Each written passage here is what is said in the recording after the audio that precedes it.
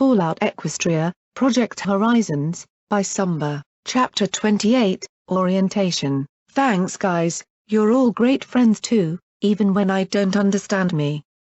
What am I afraid of? Seriously? I've seen some real fucked up shit around the wasteland. I've seen foals bought, sold, and rented. I've seen monsters tear a pony to pieces. I've seen ghouls crawling out of the earth. But, for the most part, I've never been afraid of it. I'm usually more "oh fuck, this is gonna hurt," than I'm afraid. You want fear? Fear is being strapped to a table as a permanent lunch for a bunch of cannibals. Knowing they're going to rip you apart and eat you over and over and over again. Fear is knowing you might spend years or centuries that way, your flesh fueling the nightmare and you helpless to stop it. But even that's nothing. You want real fear? Fear is not knowing. Fear is looking at the future knowing that something bad is hidden in it. And the greatest fear of all is knowing that the something bad might be you. I'd rather take a dive through a dragon's digestive tract than face that. Okay. 4 zodiacs. One of them was a heavy mech, the zebra probably had dangerous sniping skills, and I anticipated some sort of deadly diversity from the bow wielder. The Pegasus I had nothing.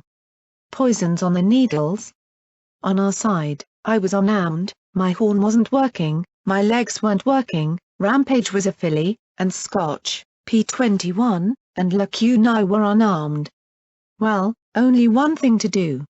Rampage. On the zebra. Lacunai, arrows on the big guy. P21, use whatever you have hidden on the Pegasus. Scotch, find glory. Arrows is mine. And with a battle cry, I snatched an eating utensil from the table in my teeth and lunged towards the bow-wielding green unicorn. Nobany moved as I flopped on my belly with my mouth set determinedly around my weapon. El Chatieratut.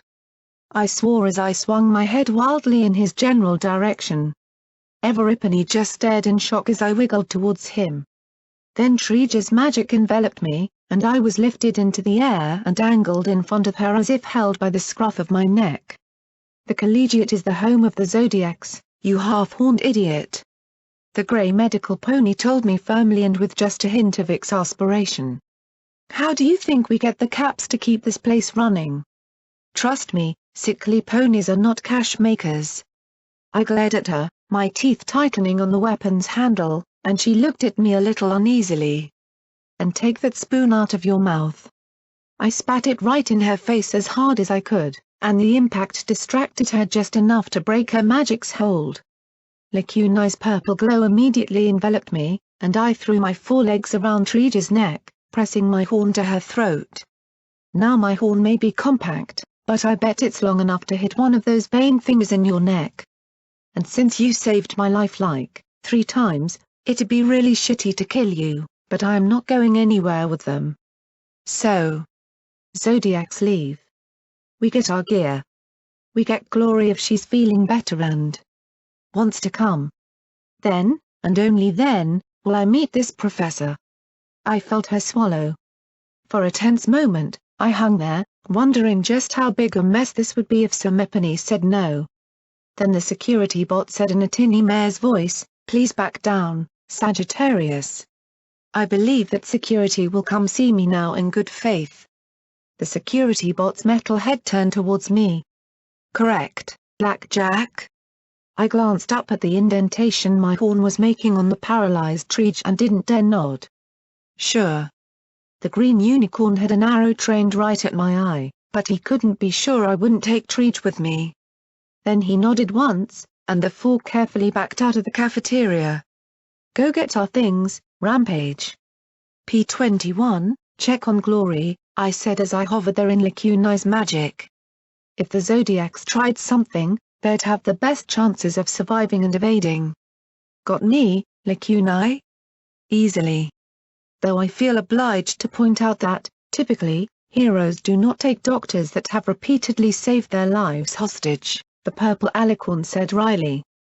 The goddess does not know if she should be impressed or disappointed. Or concerned, but she didn't add that one out loud.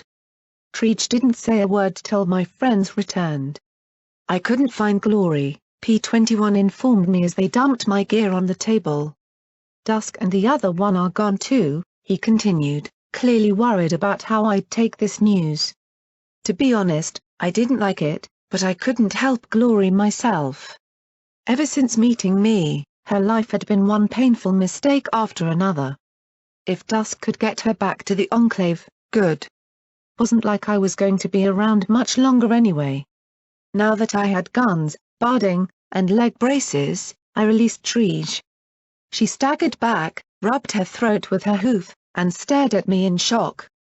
You would have killed me? Dunno. Maybe, I replied as Lacuna buckled the braces onto my limbs. I looked at her shocked and hurt expression and pointed to the scar on my chest. You see that? Leo Zodiac did that. Ares burned me. Heck, even that Virgo Mare used hostages to try and kill me. That's beside the dozens of ponies I've had shooting at me for a bounty. So, having 4 trot in on me like that was not good. Once my friend was okay, you might have pointed out that I needed to talk to the professor. No problem. Like to meet her. But springing 4 Zodiacs on me was not a smart move. Lacuna helped me strap the barding on over my braces. Be glad that it didn't go bad. Still I can't believe that you did that, Treach muttered, flushing. I wasn't feeling very sympathetic at the moment. In case you didn't notice, ponies try and kill me a lot. You didn't take me seriously, so I grabbed what leverage I could. And you're a bit of a nag, I added mentally. Yeah, I help ponies. Yeah, DJ Pon3 thinks I'm a hero. Me? I'm just Blackjack. And I'll do whatever I have to against any enemy to survive and save my friends. Treach actually smiled. That's the first sensible thing I think I've heard you say. Getting approval from Treach was certainly a mixed sensation. Sort of like Scalpel telling me good job. Armed and armored, the 5 of us walked out. I might not have been a smart pony, but I was Noppeny's fool. Clearly, my treatment of Treach hadn't endeared me to the collegiate, but I was in little mood to worry about that.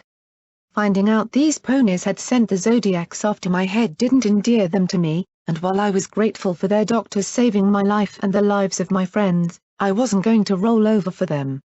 The planetarium was on the northeast corner of the complex, a huge, heavy concrete building topped by a massive dome. The Zodiacs, with the flaming red Ares in her power armor, the blue Aquarius colt, and a soft pink unicorn mare, presumably Virgo, wearing a pipbuck were in attendance. I looked at the first Zodiac I'd ever encountered. She looked the same age as Scotch. Back outside Miramare, I hadn't realized I'd almost shot a filly. I'd been more concerned with the color on my EFS back then. As we stepped inside the heavy structure, Scotch tape balked. We're not going underground, are we? Panic rapidly spread across her features as she looked around the foyer. With the heavy grey walls, it looked a lot like we already were. Relax, Scotch, I said, smiling at her. She didn't, but she continued with us. The green unicorn, now without his bow, greeted me with a challenging stare. His eyes took in my weapons. I supposed we'd have to leave them behind to meet this professor. Instead, he looked at Taurus's rifle. I heard you killed Gem, Minnie, and Taurus, he said gravely. Is that true? The question took me by surprise. I could still hear Gem pleading her twin to go ghosty. The Reaper Deus killed Taurus. Minnie died in an accident. Gem killed herself to kill Deus, I replied softly. I would have killed them if I had to.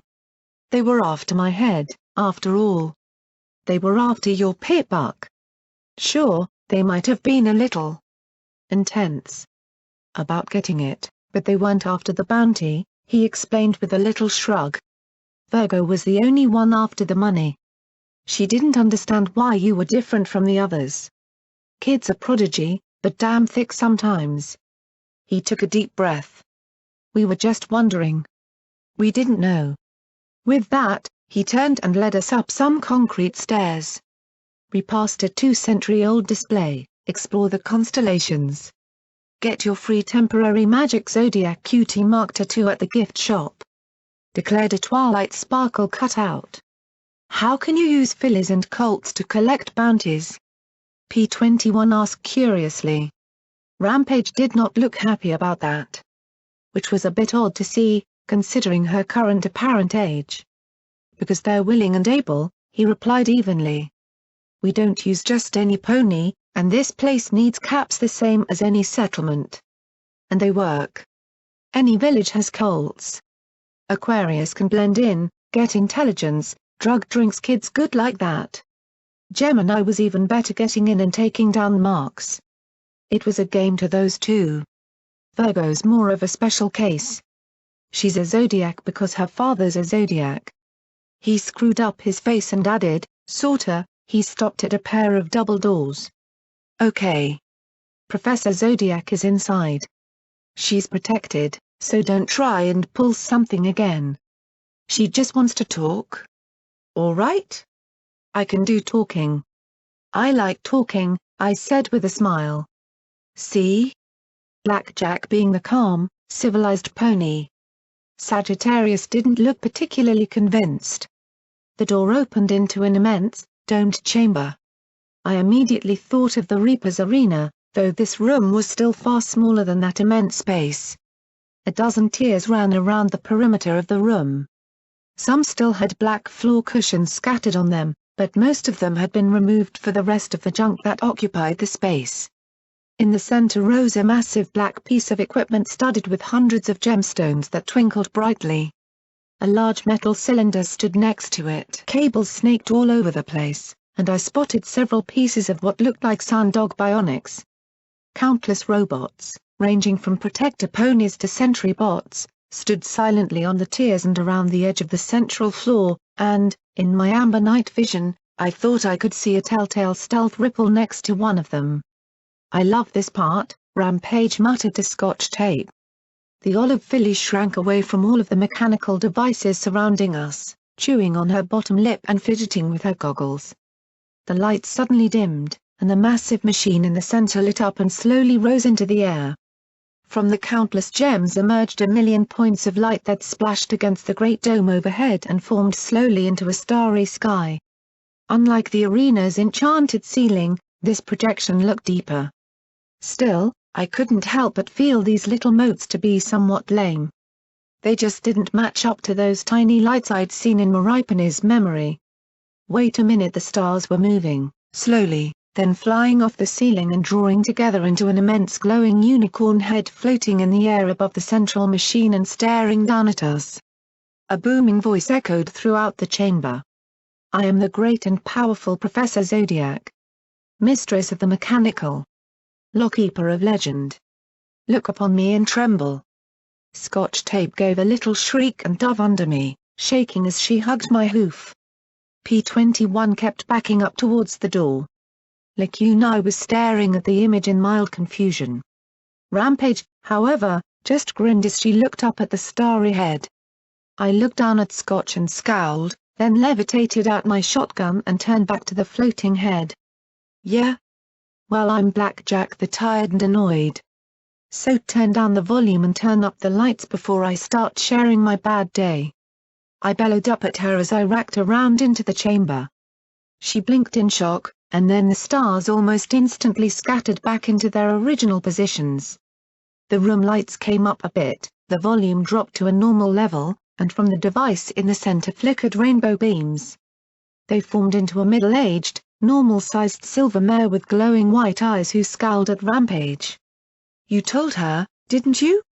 There was something off about her, though, besides her being a glowing, translucent projection. Was it her face? Her tail? She looked just odd, somehow. Rampage fell back, laughing. I didn't say a word. I knew Blackjack wouldn't fall for the great floaty head of doom routine, Zodiac. That's 50 caps you owe me. The ghostly mare snorted, and one of the protector ponies trotted over to Rampage. A little door opened up, and out tumbled a hooful of caps. Here, hold on to these for me, Blackjack, she said as she dumped them in my bags. I noted that my pip buck counted only 45 caps. The flickering, ghostly silver mare looked at me and snorted softly. Fine. Again, without the showmanship. I'm Professor Zodiac, head of the collegiate. I was hoping to talk to you earlier, but you just trotted right out of here. Wanted a word before you left again. About what? I asked sullenly, suspicious of flashy ponies wanting things from me. And I just knew it had to be something to do with the program in my pip buck. Your bill, she replied. We utilized a considerable amount of our limited supplies, time, and resources to restore you and your friends, you in particular, she said with a grin, pointing a hoof at me, more than we would have for any pony else. Certainly more than we would have for free. I blinked and considered the caps we'd amassed. How much do you want? I think I can swing a few thousand. Oh, you used enough healing materials to well exceed that. One trip through the booth costs 5,000 caps. So, I think we're looking at for the 5 of you treated and you, 2 additional times plus surgery, healing potions, rejuvenation talismans time 50,000 caps. She said with a grin. Rounded down. My mouth worked silently. Suddenly, I felt like I was back at Megamart with Deus putting a price on my head. 50,000, oh yes. And that's not counting hospital time for your friends. She said as she rubbed her hooves together. But I am happy to waive that fee and all future uses of our medical facilities in exchange for EC 1101. I felt my head spin. What? What do you want it for? Project Chimera? Of course. With that, she could make all kinds of freaky new pony things to use as bounty hunters. Project Chimera? You know about that?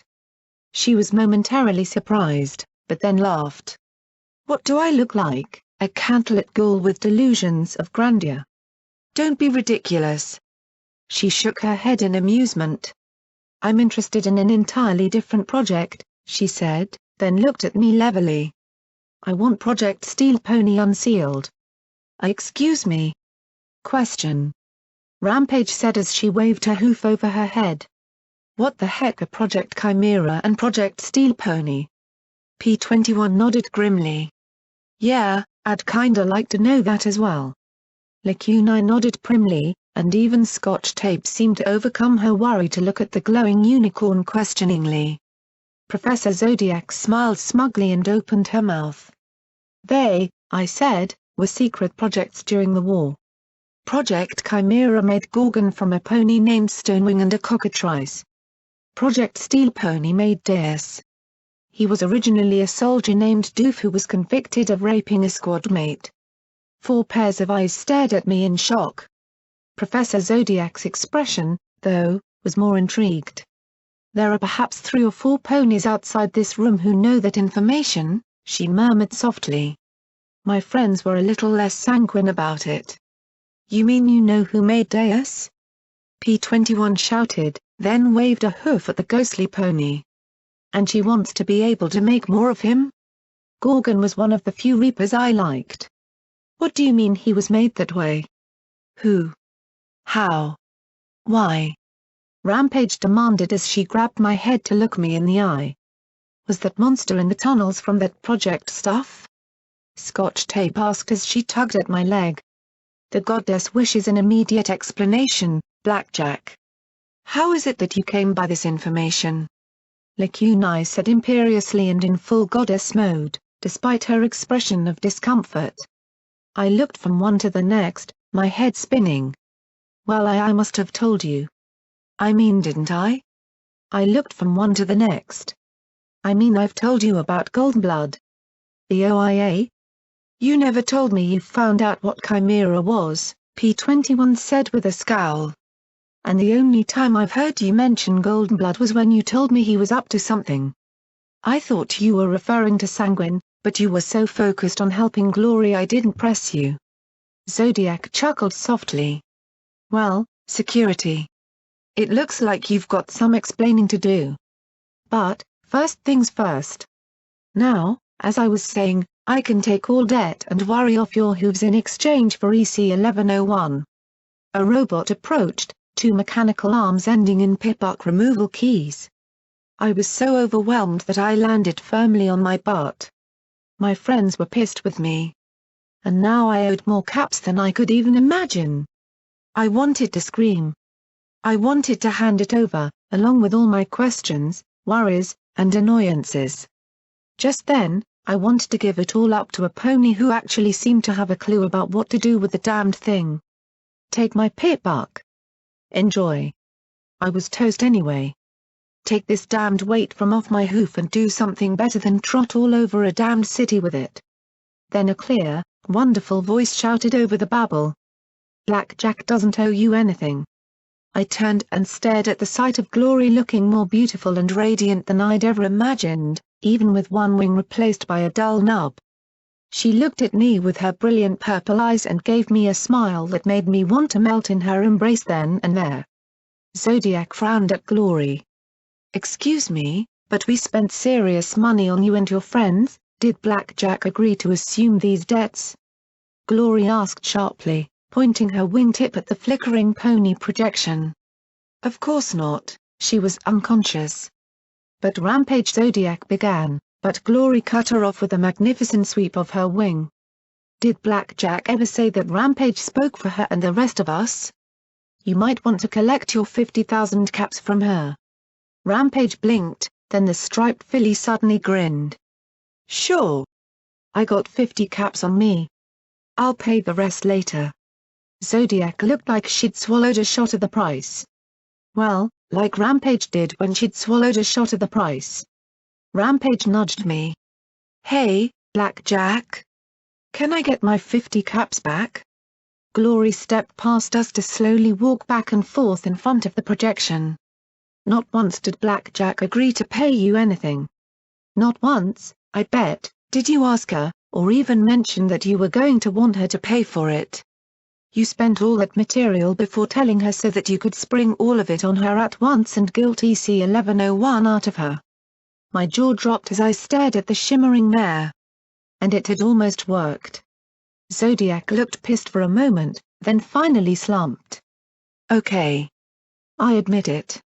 I was hoping to get her to pass it to me and leave and be grateful. But you had me unconscious for hours. Why didn't you just take it? I asked as I rose and stepped forward next to Glory. The professor rolled her eyes. Blackjack, do you know how much success any pony's had at taking anything from you? Your pip-buck? Your life? Your friends? Heck, you faced half the Zodiacs and lived. If I were sanguine, I'd be living in constant terror of the day you finally track him down. She sighed. I hope that, if I just convinced you to give it up, you'd move on. No harm, no foul. P21 stepped next to me. Well, then, if you don't mind right now, I think we'd all love to hear everything Blackjack knows about everything, he said, looking a little bit hurt. Along with an explanation of why she didn't tell us sooner. There was 50,000 caps worth of guilt right there in his expression. I hung my head inside. Everything I knew well, that wouldn't take long. It's not like I was trying to deceive you or keep it from you. It just snuck up on me, I said as I took a seat, rubbing my striped mane. Glory sat down next to me, stretching her wing across my shoulders, and the others sat in a circle around me. I sighed as I was gently pulled against her. Smelled her sweet hide. Heard the faint beat of her heart. Okay, I could do this. Well, I guess I should start with a pony named Goldenblood. How do I feel about Blackjack? Do I have to answer? Okay, she's not going to hear this, is she? 'Cause you know I don't want to say anything bad. Okay. Blackjack is scary. I don't really mean that I'm scared of her. I mean I am. A little. But I know she's not a bad pony. She cares. But Blackjack, I think she's a little bit crazy. She left the stable, which was crazy. She came back, which was crazy. She killed Everipony, which was crazy. And I think, if she was given the choice, she'd do all three again. and that makes her crazy scary. So, I know if something bad happens, she's not going to do what's smart. She doesn't think about things like that. She just does things and hopes that they work out. And sometimes they do. And sometimes they don't, but no matter what, she's going to do something. She just doesn't hang back and think. She goes, and if what she does is crazy, then it's better than just standing around doing nothing. I mean, she said she wet the bed. I mean, really? Hey, thanks, Blackjack. A few hours later, their questions for me were exhausted, as was I. I'd told them every bit I could think of about Golden Blood, the OIA, and the projects. The only things I omitted were Gardens of Equestria and Spike. The professor, using more robots, had brought drinks and snacks, playing the part of the contrite host. My friends' reactions varied from worried, to baffled, to suspicious, to bored, to angry. I never expected Lacuni to be the angry one. That fiend. That plotter. That who the goddess does not want to hear any more. But how could the OIA pull off such a widespread deception? P21 asked. Didn't any pony think to check what he was up to? The professor chuckled softly. Oh, Goldenblood was a sneaky bastard, but, really, back then, most ponies didn't think about things like that. They were used to 1,000 years of Celestia running things. Celestia was always open and honest. Luna's government was as different as night from day, using deception and obfuscation to keep ponies confused and obedient. And Goldenblood knew all the loopholes, tricks, and intricacies. After all, he helped Luna set them up. She rubbed her ghostly chin. And I suspect that Luna herself enjoyed the games on some level. But you can't tell me the Ministry Mares were okay with that. Glory protested as I slumped against her shoulder. Had she always smelled this good? The professor shrugged. They were used to working for Celestia too. They expected straightforward deals from their ruler. Friendship. Trust. She sighed and shook her head. Luna respected the Ministry Mares and their capabilities, but... really, I was always shocked they were sucked in as readily as they were. They really seemed to believe Luna was their friend. I doubt that the princess ever had a real friend. I looked at the shimmering projection, the others followed my gaze, and then P21 asked the questions on all our minds. What are you, and how do you know all this? The shimmering image seemed to consider him before responding. I am Professor Zodiac. What you're looking at is an arcane projection. A nice little modification of the planetarium system developed by Flash Industries. It's a pleasant way for me to have conversations with ponies. She gave a little shudder I nearly missed. As for how I know, well, I was there 200 years ago. She looked right into my eyes and gave an apologetic little smile. I was one of the research leads of the Office of Interministry Affairs. We'd had to take a little break. My brain was reeling. He was a pony who'd tried to trick me out of EC 1101 and who'd actually known Goldenblood. Who'd worked under him. Who possibly had answers to all my questions. Glory and I'd gone up to the roof. I stayed in the doorway while she took in some air. Rampage and Scotch Tape had finally left with the Zodiacs. The machinery clearly scared the filly to death. She wasn't over the tunnels yet. Lacuni had walked off, still talking to herself in the plural and apparently very put out with Goldenblood. I wondered if she knew I could hear her faint telepathic babble. P21 skulked off to be on his own. How are you feeling? I asked softly. She glanced over her shoulder at her missing wing for a moment, then immediately lowered her gaze to my hooves. Grounded but better. She looked at me, and her smile returned. Goddesses, she was so beautiful. You actually tracked down my sister to help me? She said, cocking her brow at me. It was all I could think of, I said lamely, tapping my rubbery hooves together. She gave me a wry smile. You realize that Dusk and I hate each other, right? I think she spent more time shouting at me and comparing me to Mother than comforting me. I winced, but she smiled. It was the kick to the rump I needed. Thank you. I knew I couldn't help you. She looked at me more sympathetically as I went on. I cost you your wing. I cost you everything. All I've done is hurt you, Glory, I said with a sniff, feeling myself start to shake. And then she was hugging me. Holding me. I took a deep breath to try and steady myself, feeling her feathers, so soft on my cheek. You saved my life, Blackjack. Again and again. I don't blame you for my wing. She drew back enough to look me in the eye and smiled. Not telling me about Goldenblood in the projects, though, I'm sorry, I repeated for the 20th time. I really didn't mean to keep it from any of you. It wasn't a big secret. It wasn't a big deal at first. Just sorta cool, secret stuff. Stuff that happened 2 centuries ago. But then I found out about Chimera and the other projects saw Goldenblood's memories. It all sort of built up around me. Well, she said, relaxing a little bit, I think that Lacuna is even more upset. I think you managed to offend the goddess big time by not mentioning that Sanguine has Chimera.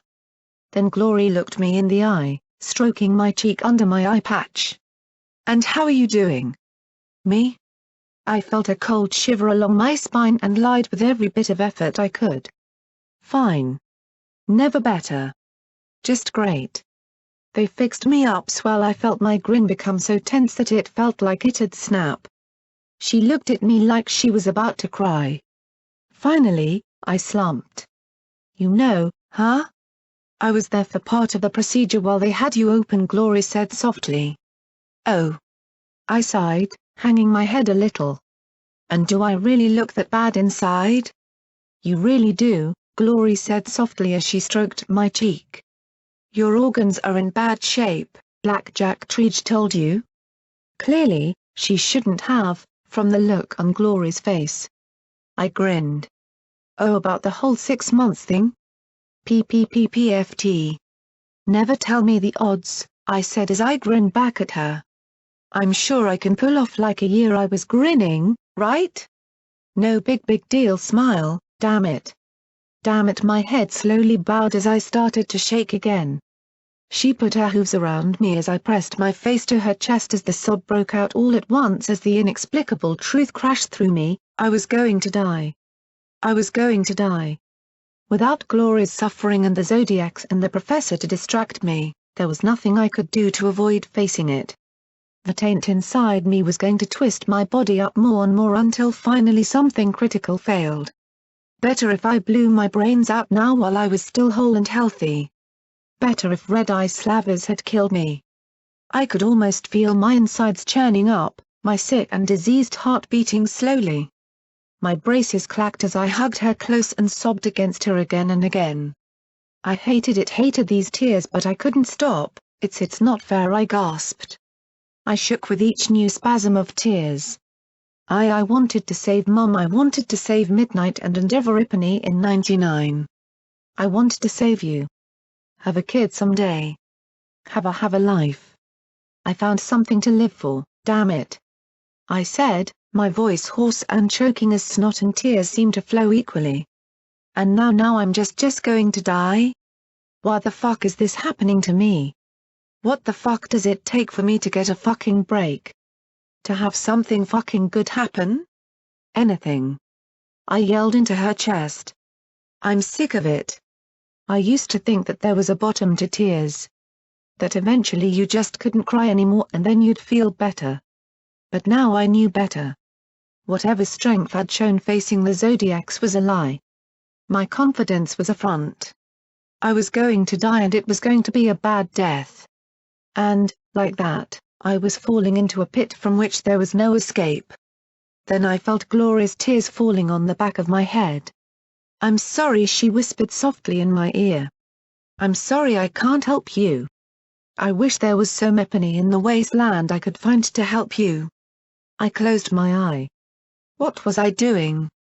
How could I be crying and pitying myself like this now? It wasn't fair. No, it wasn't fucking fair. It wasn't fair that Glory had lost her wing. It wasn't fair that P-21 had been raped. It wasn't fair that Scotch Tape was an orphan, that Lacuna was the dumpster for a goddess's insecurities, or that Rampage had been denied her own identity. None of it was fucking fair. Am I trying to turn us into the deadliest band of angsty, whiny ponies in the wasteland? Maybe. Despite everything, I finally put a lid over that pit inside me. Right now, Glory needed me to be strong. I sucked at being strong, but for her, somehow, I pulled myself together and wiped the tears from my eye to look at her. You do, Glory. Every second I'm with you, you make things better. Make them easier. I couldn't do this without you, I said as I looked into her eyes. Our brows touched. Our lips did the same. Sweet Celestia, how I miss this. I was going to die, but at least I wouldn't be dying alone. So, am I forgiven? I asked as we trotted back down to the planetarium. She smiled.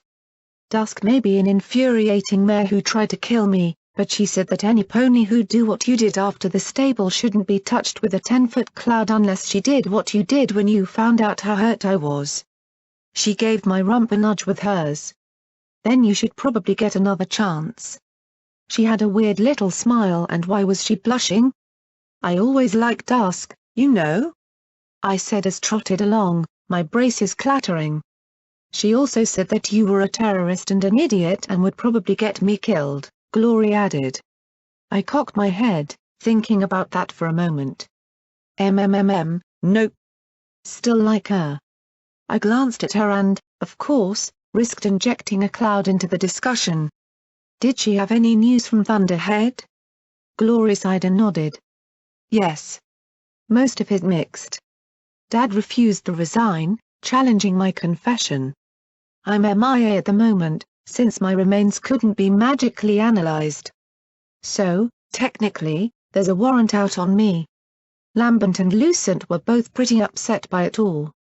She looked at me and asked in concern, do you know anything about a surface pony named Red-Eye? I know he took over Paradise. Apparently, the stable dweller is fighting him. I had images of magical unicorn power armor striding around firing death beams from its horn. PZOW. PZOW. Well, he's got the rest of the Enclave stirred up. And, apparently, they're very upset with Thunderhead. They're blaming the Volunteer Corps for drawing attention. And I suppose they have a point, Glory said with a sigh. Even though DJ Pon3 barely mentions us at all, most ponies wouldn't even think of us if it wasn't for the Volunteer Corps. The Volunteer Corps is also pretty much the only good thing I've heard about Pegorsi doing since the war, I said softly as I bumped her rump back. She gave a pleased little smile. Well, the rest of the Enclave is using it as an excuse to demand all sorts of things from us. They want new energy weapons, new talismans, and a larger food reserve built up in Niagvaro. And they want the VC ended, never mind that our food trade is how we're getting the materials for weapons, gemstones for talismans, and new food. I didn't like the thought of the Enclave getting more weapons, but I was more surprised by that last bit of news. The Pegorsi are importing food? From the surface? I blinked in shock. Glory smirked at me. Believe it or not, that's one of the major selling points of the VC. The fact is that only a few surface crops were adaptable to cloud seeding. It gives us basic staples but lacks something in the way of variety. Have you ever tasted a strawberry? I shook my head, and she gave a shiver. Well, neither had any pony in Thunderhead. Father won a major vote to get the VC more assistance from the security forces after passing out a dozen cartons. And there was nearly a riot when blueberry samples were provided. A riot? For berries? I muttered, stunned. Oh, yes. Cloud grain may be nutritious, but it's hardly tasty, she said with a laugh. Folks were so amazed by the flavor that now anything with the word berry in the name is classified as a controlled substance. So, despite all the stories of death and disease, VC recruitment numbers haven't dropped off as much as some anticipated. They do know that the society is probably the only place in Equestria where you can find berries, period, right? I think that they gloss over that point in the interview. But the public consensus seems to be changing to the surface being worth something rather than just being death, misery, and violence. That's leading to some major gusts of foul air with the rest of the enclave, though. The VC period is bad enough, but anything good about the surface, I guess the science and political broadcasts are having a sunny day bashing thunderhead right and left. Criticizing our independence and our willingness to break tradition. She actually sounded proud of that. Despite the fact that I still want to buck lickfoos to the stars, Glory made Thunderhead sound like the Blackjack of the Enclave. They were doomed. Once we'd all gotten back inside the planetarium, Professor Zodiac shimmered into being before us as the robots cleared away some of the junk and brought over cushions from the seats. Sorry. Normally I don't have visitors. They come, are awed, and run off. Sorry for being so jaded, I replied as I settled down. Braces might let me walk, but they were a long way from comfortable. The silvery projection laughed brightly. Oh, don't be. Aside from my zodiacs, I never have as much company as I'd like. P-21 looked towards the door. What is your deal with them? Is it like a Reaper thing? No. Honestly, it's more like the zodiacs have a deal with me than the other way around, the professor replied softly. Many ponies have come through here for help. We do what we can, take what payment they can make, and send them on their way. A few, however, stay. The zodiacs are 12 ponies who see themselves as I don't know? Knights, I suppose. While their activities abroad are as bounty hunters, bringing in caps we need, here they protect the collegiate. This is their castle and I'm their princess. I don't command them, though. Zodiac Knights. So, then, why'd they come after me? I asked with a little frown. She gestured at my hoof. Because I needed your pit buck. Virgo thought you were just another exceptionally large bounty. Oh, and thank you very much for not killing her, she added quickly. The others were hoping to get it from you one way or another. They actually turned it into a bit of a contest till I told them to cut it out. I sighed as I settled in on my cushion. So. What's your story? P-21 asked. Professor Zodiac sighed and looked around at the walls wistfully.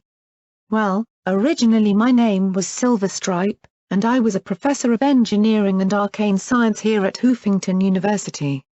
Suddenly, the professor's image dissolved and the air overhead filled with dancing lights that coalesced into a moving image of a lecture hall. The view seemed to be from a camera set in the corner of the room. A white unicorn mare with grey zebra-like stripes on her legs and mane was writing on one of the boards at the front of the hall with a piece of chalk. She finished writing a line of weird mythy stuff, put the chalk down, and sighed. There. Well, I hope that you found my lessons useful. The university will see to getting you an acceptable instructor for this class by next week, she said, turning to a lecture hall that was virtually empty but for a dozen students. They didn't seem to be paying much attention either, and most of them shuffled out immediately. A few gave her commiserative farewells though, and one even offered a comforting hug. The professor maintained her composure as she said her goodbyes and put her notes into a saddlebag but slumped after the last student had exited. So sorry you lost your tenure, Professor Silverstripe, a rasping voice said. A soft cough followed the words as the voice's owner walked down from the back of the lecture hall. I pointed him out, and my friends murmured softly as the scarred buck approached the mare in the picture.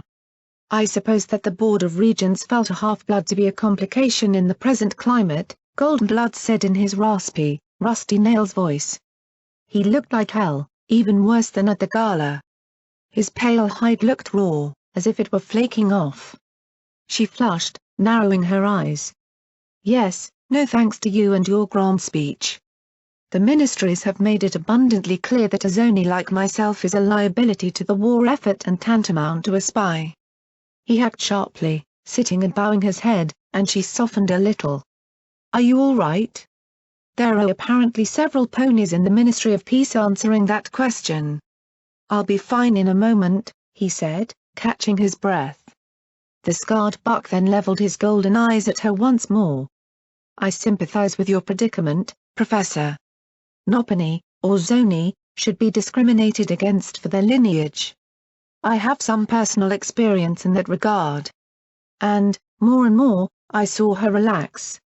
Well, regardless, the ministries have made it abundantly clear I am not trustworthy, she said as she slipped on her saddlebags. So, whatever it is you desire of me, I can assure you the ministries will not approve. Your father is Dr. Propo at the Rome Academy of Sciences and a part of the Caesar's cabinet. Your mother is the aunt of a ministry mayor. The suspicions of the ministries are unfortunate but not unreasonable, he said in his soft, raspy voice. It made Silver Stripe lean towards him a little. However, I am not here on behalf of the ministries. I am here looking to recruit you for an alternative program of my own. And, I assure you, I could not care less about your lineage. The image scattered, and the shining projection returned. That was my first meeting with Goldenblood. I'm sure you noticed his timing. Approaching me right at the end of my last lecture? She said as she arched a brow. How he pointed out that his own lineage had been used against him. That was classic Goldenblood to a T. He got me involved in the Office of Interministry Affairs as a science advisor. You were a Zoni? Scotch Tape asked, drawing a slightly annoyed look from the projection. Even after 2 centuries she muttered, then sighed. Yes. My father was a zebra. My mother was a pony, hence, Zoni. The only consequence of it should have been an inability to have children, but it was used against me from the start of the war until the burning of Hoofington. I didn't have any loyalties to my father's people, even when Equestria was making it so hard to be a productive member of society, but ponies just saw the stripes. Goldenblood really didn't care, though. I honestly can't remember a single instance of my background being used against me at the OIA, but what did the OIA actually do? Glory asked with a little frown. I mean, Blackjack said that they were supposed to facilitate projects between the ministries. How did you get from that to making Deus? Luna's government was nothing like Celestia's, but few ponies truly appreciated how radical it was. On the surface, the ministries handled most of the functions of government, and the rest were covered by Luna herself or the civil service. But in the shadows was the OIA. It did what it was supposed to do, let the ministries work together on projects more easily, but it also got things done that couldn't have been done otherwise. Sometimes the ministry mayors would have a project that simply couldn't be done in public view. Monster ponies? Extensive cybernetics? The public couldn't handle it. So, the OIA, ignored by or unknown to the public, was tasked with developing these projects in the shadows to their fruition. She gestured to herself. I was involved with some of the technical aspects of Project Steel Pony and Project Eternity. And Sanguine? He supervised Project Chimera? Lacuna asked, sounding like she already knew and just wanted confirmation. I thought it had been destroyed, yes. And Trottenheimer handled everything to do with Project Starfall and Project Horizons. She rubbed her chin, then waved a glowing hoof. Don't ask me about specifics of the other projects, though. Goldenblood was very adamant about keeping information contained in each project, and I only know the most basic information about the ones I wasn't working on. So what was Project Steel Pony? I asked. The air above her flashed into a still image of a hospital ward full of ponies with missing limbs. Fluttershy and Reed Hart were looking over them with aching concern in their eyes. Like Chimera, Steel Pony got started in the Ministry of Peace. Despite the MOP pushing healing magic to its limits, 10 years had disabled thousands of combat and non-combat ponies. The image changed to a mare swinging a silvery foreleg and hoof. Originally, we focused on prosthetics, making them resilient, adaptable, and as effective as the missing limb. Then images of diamond dogs getting their limbs replaced filled the air. Eventually, most of the research was done in Hoofington. Reconstruction and the battlefront gave us a constant supply of needy test subjects. Then we had soldiers wounded in battle who returned to the war and found themselves more effective than before. The overhead image showed steel-legged ponies smashing zebra soldiers in brutal hoof-to-hoof combat. Suddenly, The emphasis of Steel Pony wasn't just replacement but augmentation. But that pushed things further than Fluttershy or Applejack were comfortable with. It's one thing to want to protect ponies. It's another to turn a pony into a war machine.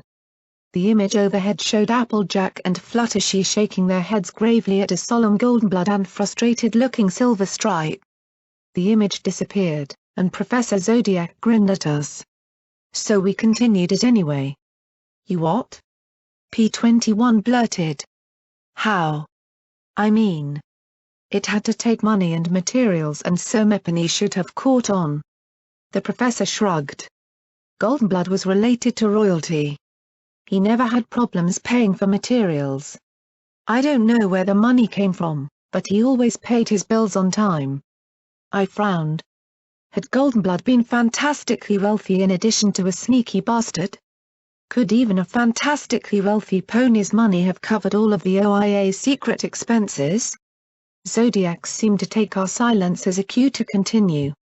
It was thought that, if we introduced the augmentations gradually, the ministries would accept them. We started with animals before working up to non-pony sophants and then ponies themselves. Doof was our first fully augmented battle model.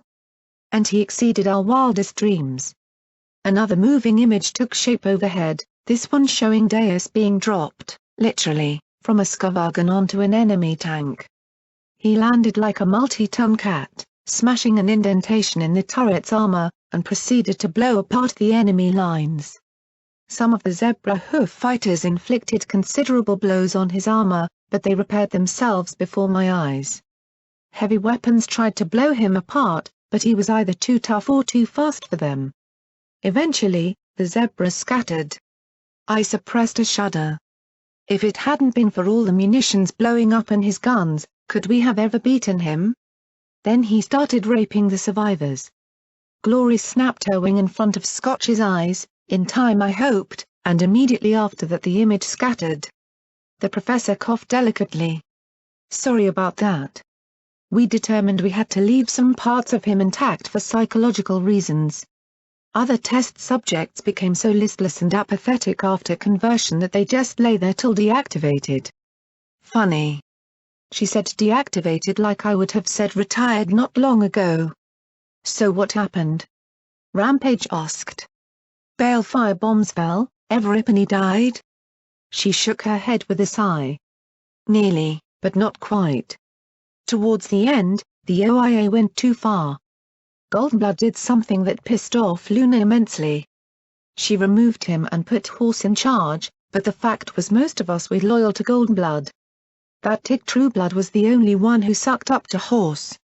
And Goldenblood had made damn sure that all of us were integral to the OIA. Horse wanted to fire all of us, but he wouldn't have had an OIA left. If he'd had a year, he would have cleaned us out and put his own ponies in charge. But as fate would have it, she made a gesture. The next moving image that shimmered into being was of a city. A massive city far larger than even Hoofington. Balloons of Pinkie Pie floated in the air as if looking for naughty ponies. It looked like a perfectly calm, blue skies day around noon. Normal. Like life was supposed to be. The viewer was standing in a posh cafe far up in a fancy building. I glanced at my friends as they stared up at the image of life before the bombs. I was the only one among us, with the possible exception of Licuni, who'd really seen it before. Well, if you counted memory orbs. Scotch seemed astonished at the sight. P-21 looked more pensive.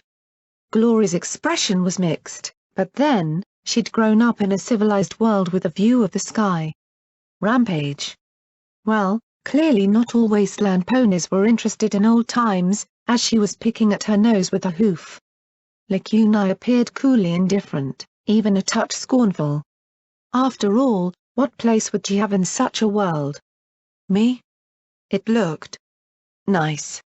Then a second, smaller sun burst to life low in the sky. A roiling, green sun with a garish rainbow sheen that clawed at the eyes. All around, ponies began talking in worried tones. More murmurs, almost curious rather than worried. A purple field rose up over every window in the room. Directly in front of us was a large pink building. I wondered if the architect had intended it to kinda resemble in a horrible flash of stabbing light, it was transformed into a black silhouette. From behind it rose a dome of fire expanding in all directions. It flowed like water between the skyscrapers and along the narrow streets. Moving like a living, hungry thing, it probed and poked and crept around every building till they were all aflame. Some buildings it shoved over entirely. Others, protected from the flash like this building and the distant pink tower by flickering magic shields, became consumed in the firestorm like party candles. The artificial sun receded, but the fires spread farther and farther. The clouds of smoke in the skies stabbed down with thin spikes, and at the tip of each spike another green sun was born. No moon rose above the opposite horizon in that artificial twilight, a darkness punctuated by bursts of terrible light and fire. Nopany in the cafe screamed. Talked. Moved. Not till one turned away. Then another. Babble. Screams. Cries and sobs. Reality, such as it was, reasserted itself. The image flickered away.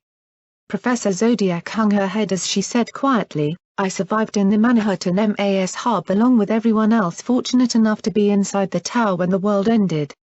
She looked a little pained. At first things were as good as could be expected, under the circumstances, but my OIA affiliation and sterility made my place in the Twilight Society rather difficult.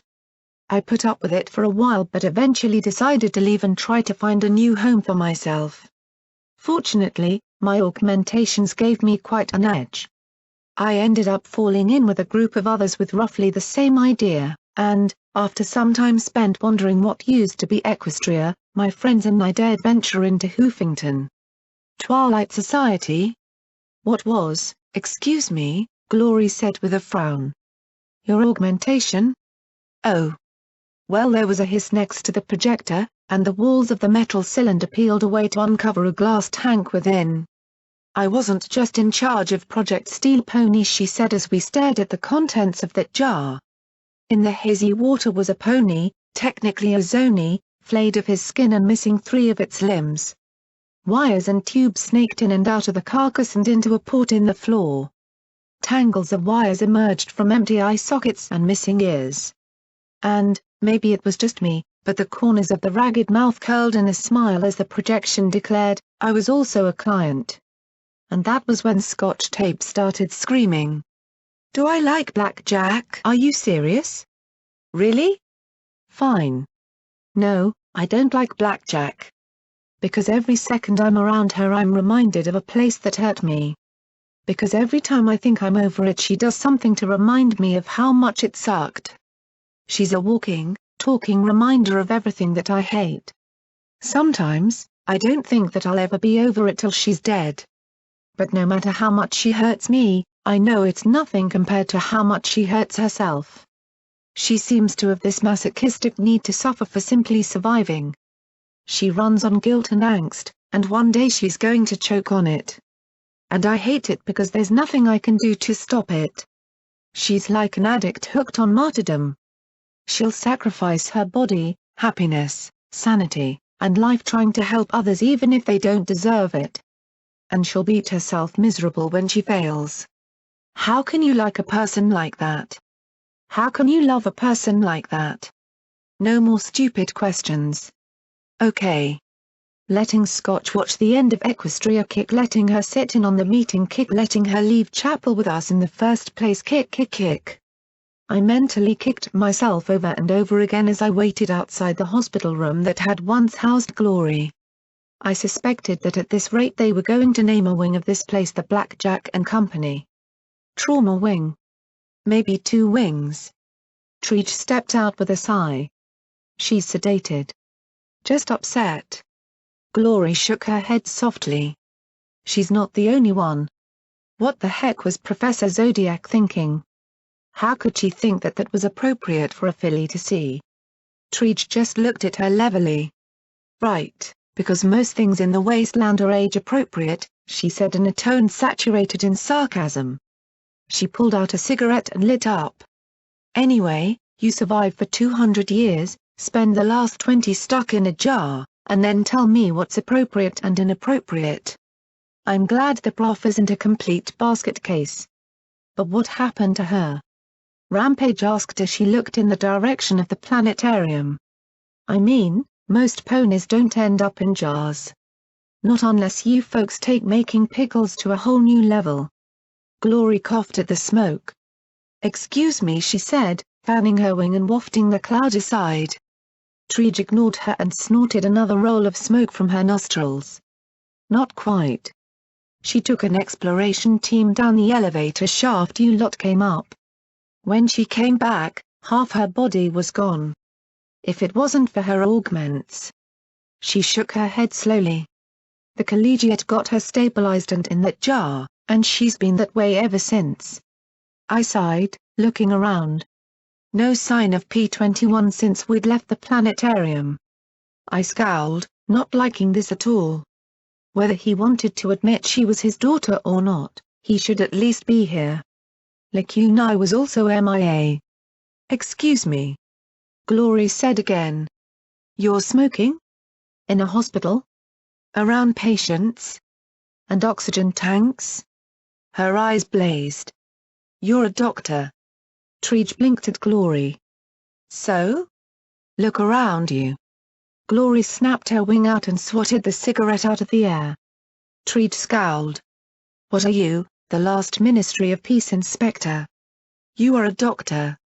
That means being more than a pissy, bitchy, angry nag. You're supposed to be a professional. Act like it. She said as she brought her hoof down on the burning end. Wow. Go assertive, Glory. Now, to the subject of Scotch tape and not the person who tried to trick Blackjack. Are you certain there's nothing else you can do for her? Look, unless you want us to start messing with her memories, there's nothing I can do.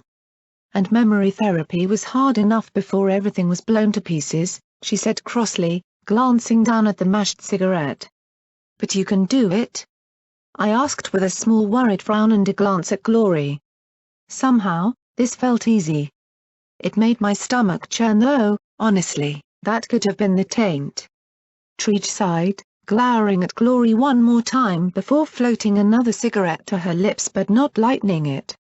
Well, I did get a few books from the Fluttershy Clinic on how the spells are performed. I know enough to remove a block of memory. Everything from Event 1 to Event 2. I'm not going to start dicing up her memories to take out just the bad stuff, though, and I'm definitely not going to try adding things. That's freaky stuff even I can't do. I sat down with a clatter as Rampage trotted up beside me. She was definitely aging, looking much more the mature filly. Still needed about a day, though. Blackjack? Are you actually going to do this? I don't know, I muttered. Treej rolled her eyes. Well, let me know when you do know. I'll be outside, finishing my unprofessional cigarette. Rampage watched her leave. I think she's angrier about losing a cigarette than nearly having your horn through her throat. Personally, I could do with a shot or two of Wild Pegasus. Could I just have her memories taken away? Would that fix her? Make her happy? It felt dirty. Like a cheat. Rampage seemed to read my thoughts. You can't do this, Blackjack. Taking away her memories just to make her happy is wrong. She had a panic attack, Rampage. Are you saying we should just let her keep suffering? Glory countered with a worried look. Should we take Blackjack's memories of 99 away? Rampage asked sharply. Or yours, Glory? I could never forget 99. I didn't deserve to forget that scream or that smell.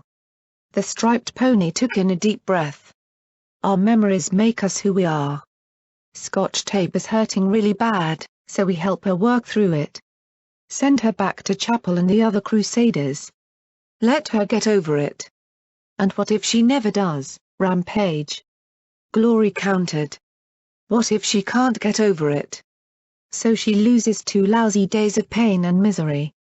There's nothing in that day I want to remember anyway. I could do with losing an hour or 2 myself. Rampage stared at both of us. Not remembering sucks. As terrible as it is, I wish I remembered killing Thorn. And she closed her eyes and swallowed hard before continuing, because it would feel like I actually did it. Then my guilt would be justified, but I think about it and all I remember is crying and then nothing.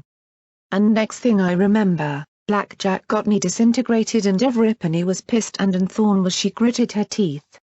I'd give anything to remember so I could understand why. Glory sniffed and rubbed her nose with her wing before resting her hoof on Rampage's shoulder. It's not the same. Scotch didn't do anything in that time but experience monstrous things. She's not losing anything.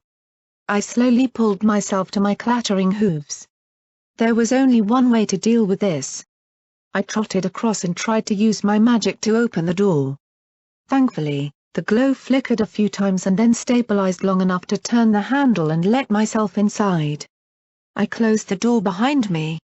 I'd heard from positions A and B, but now I needed to hear from position Scotch. I hated hospital rooms, I realized. I hated the equipment that told you second by second if you were living more or less. I hated the promise that you were always going to get better when in reality, someday, you wouldn't.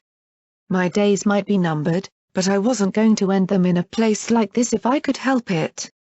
Scotch looked tiny and abandoned in the hospital bed. And thinking about P21 perhaps she was. I haven't seen you for a while, I said quietly to the dealer. The old pale buck stood opposite me. Haven't needed to be seen. I reckon you got enough on your mind without me. He paused. You look like hell, Blackjack. I felt like it too. Goddesses, I was tired of being shot up.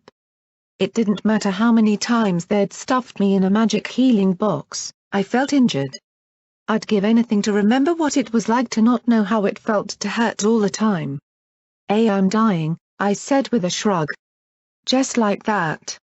Tears of angst to a shrug. I really had to be crazy. So what's your position on this? My position is no position, he replied softly.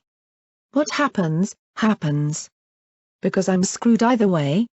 I muttered quietly. Goddesses, I wished I could shoot the wasteland right in the face.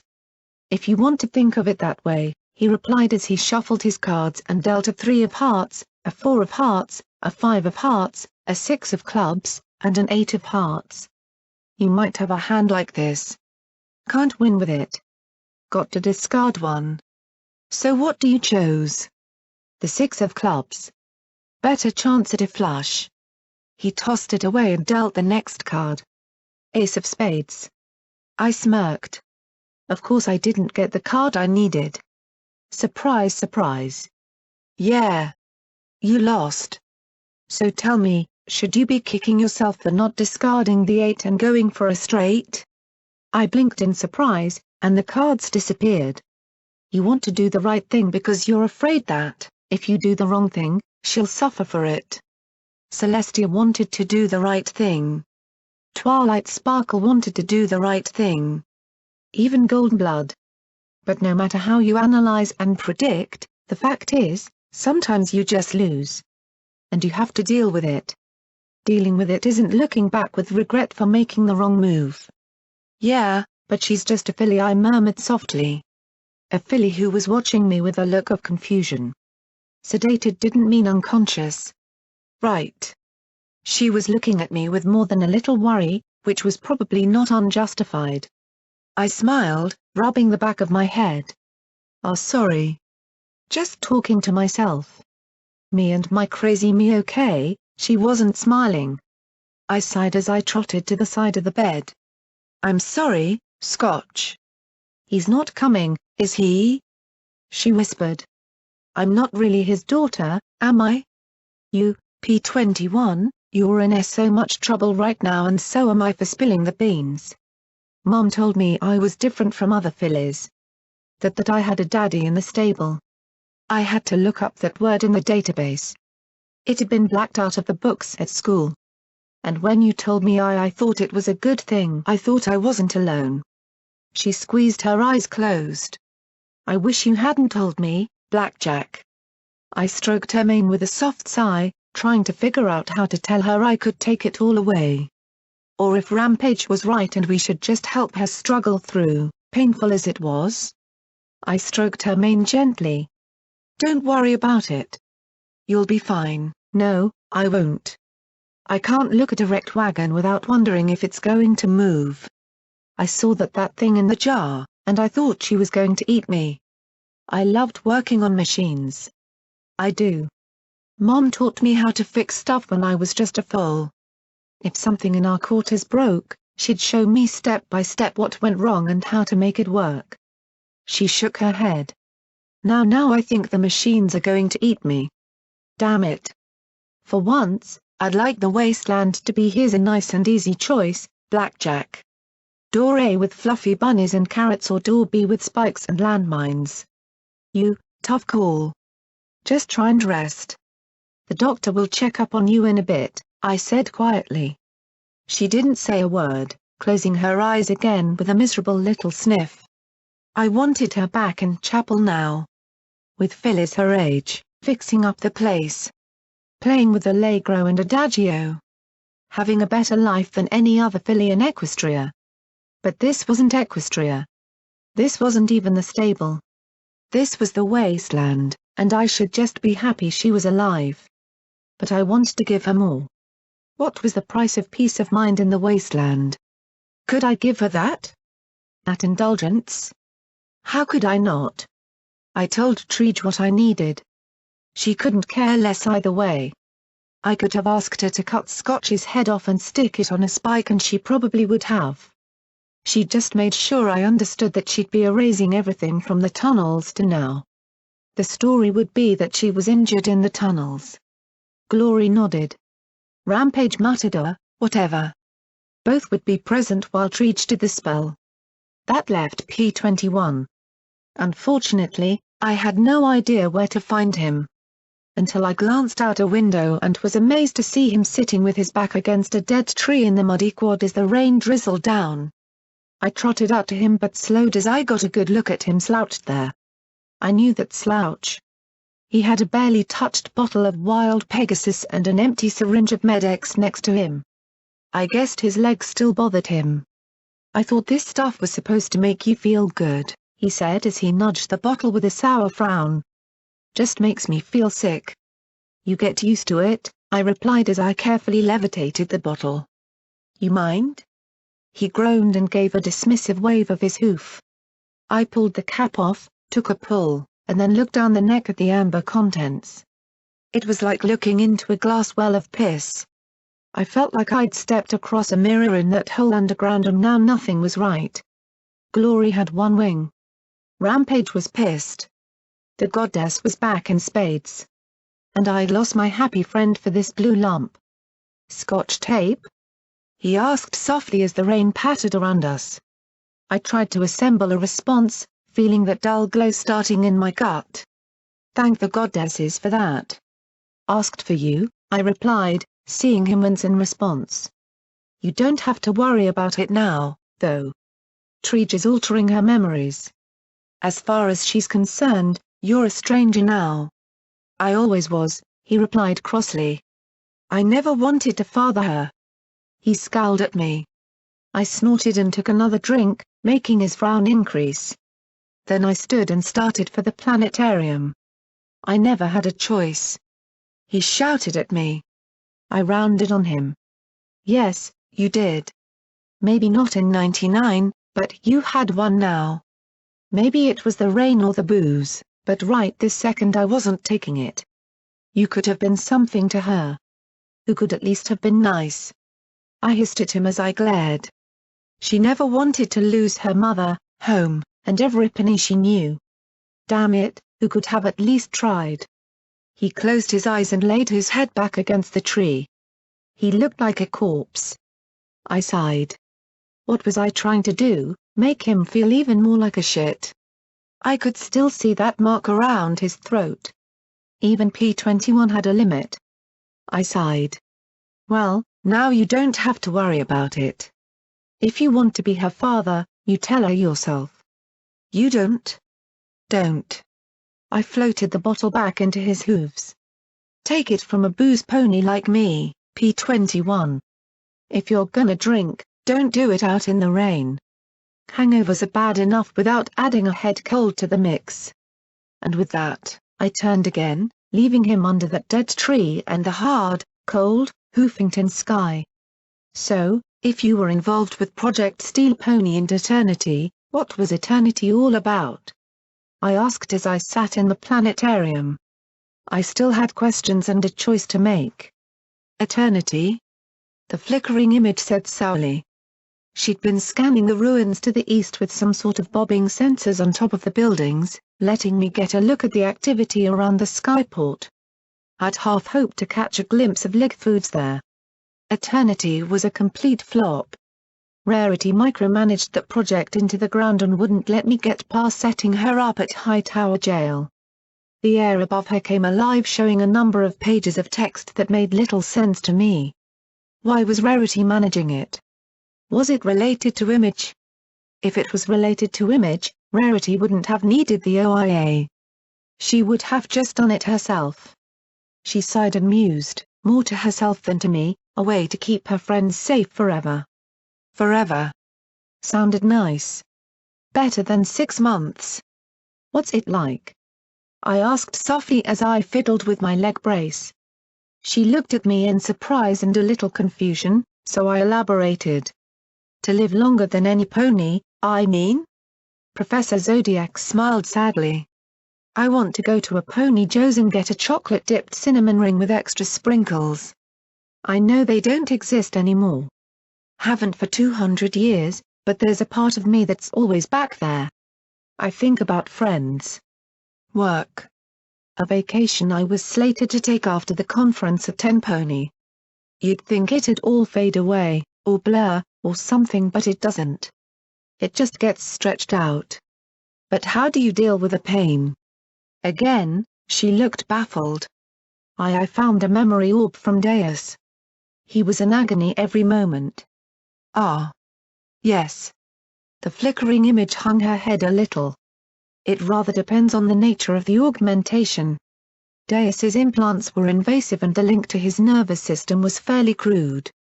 When I was forced to get my upgrades, a year of refinement had taken place. But it doesn't feel normal. I regarded the flickering projection with a little sympathy. Why'd you get them in the first place? Oh. That. She sighed.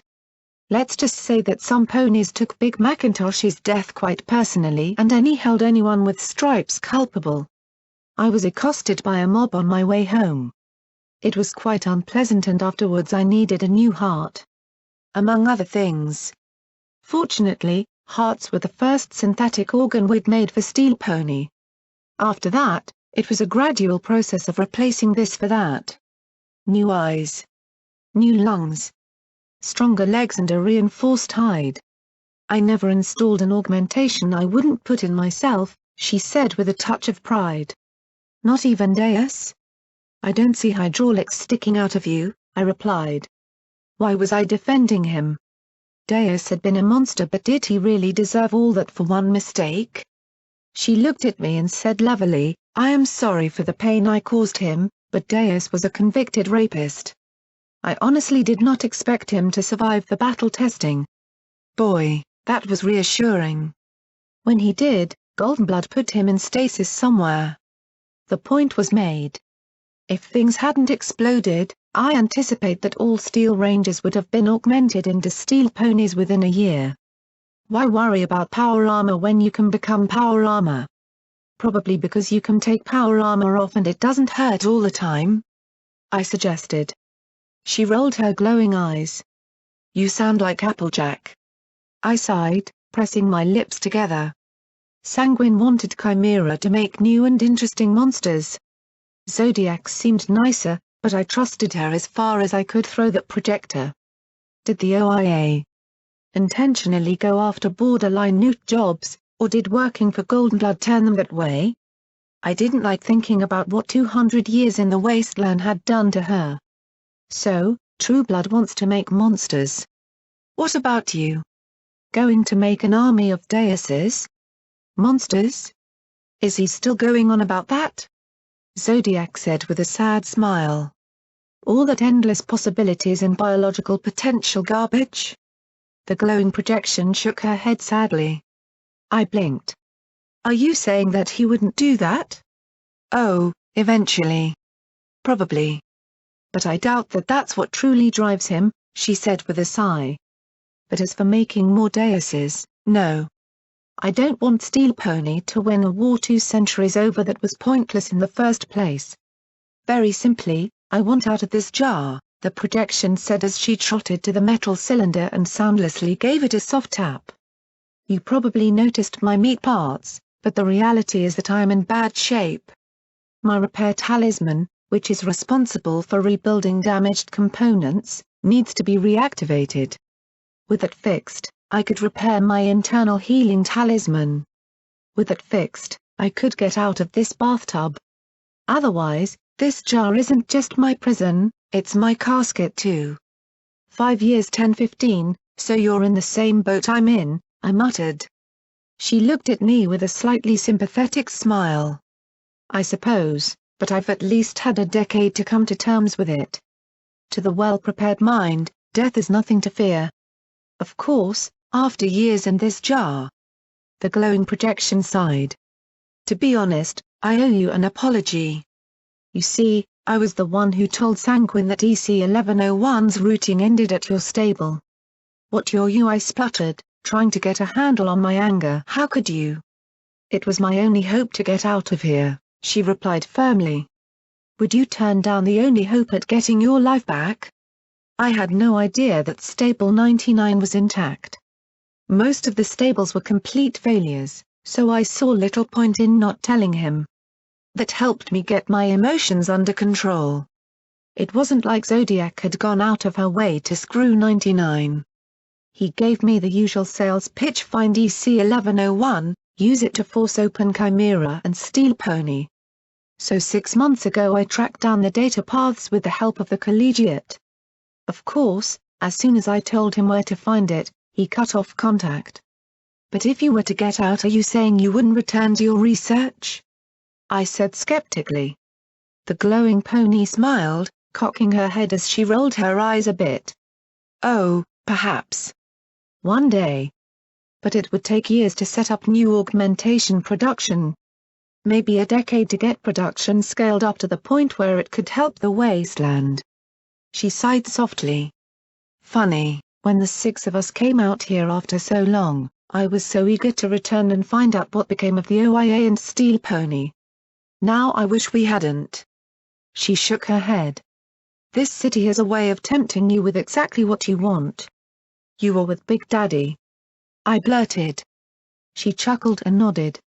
And awesome, crunchy carrots, finders keepers, and Little Dawn. 6 friends trying to save Hoofington. She sighed and shook her head. Such a horrible time. So much killing and for nothing.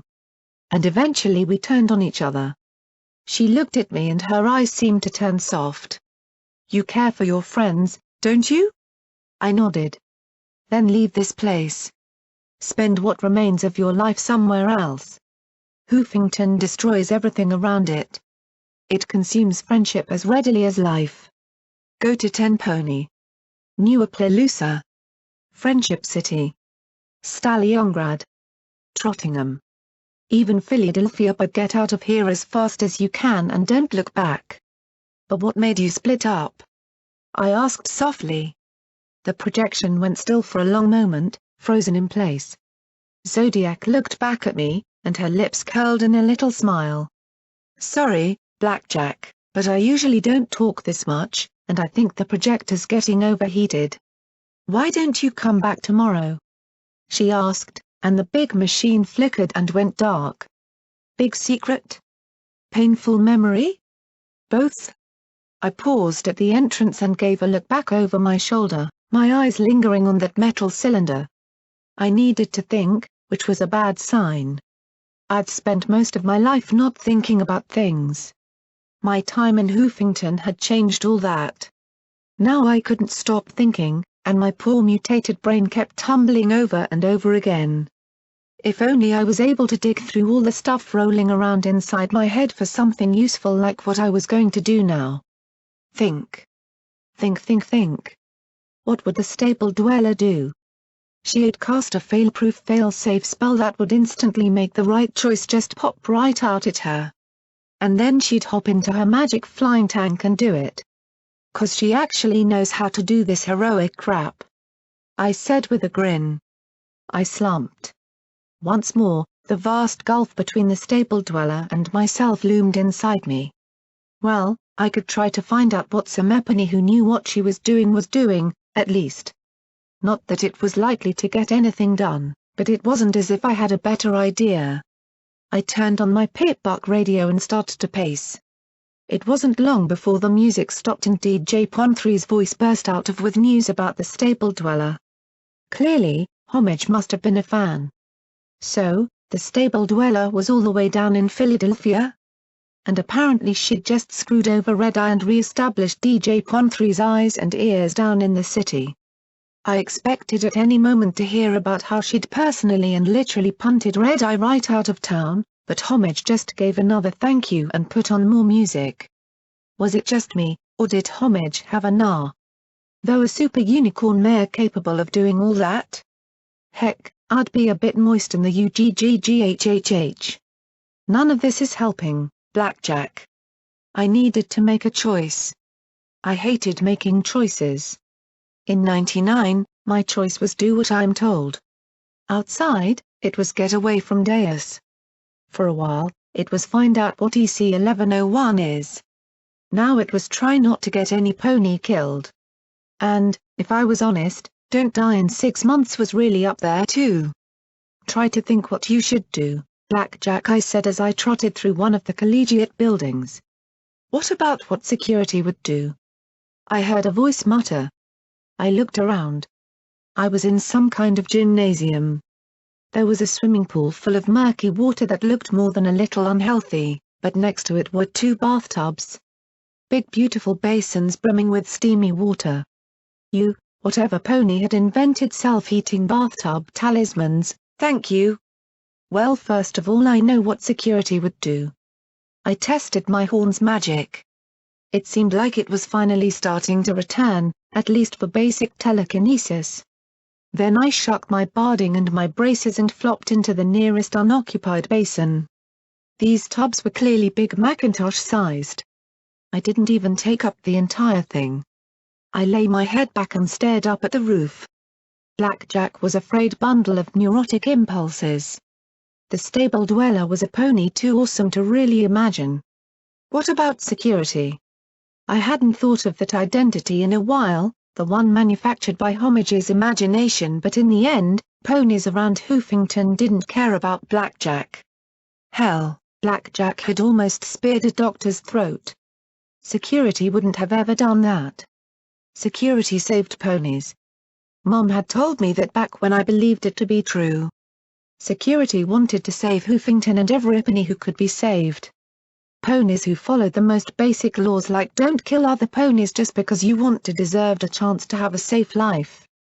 Security would trust her friends to take care of themselves, help them if they asked for it, and not agonize about dying in months when she could die tomorrow. But would security help Professor Zodiac? I muttered. I sure hope so. I blinked at a pony thing peeking at me from the other side of the tub. It was half pony, but the other half looked like an eel or snake or fish thing. It had a web spine for a mane, and though it had 4 hooves of a sort, there was another smaller spined webbing along the backs of her limbs. The soft pink pony thing smiled warily at my expression. Then another one popped out of the tub next to me, this one turquoise, and leaned over with a wide, pony-eating smile. Boo! AHH. It was some sort of monster ponies. Taint monsters. They were gonna eat me.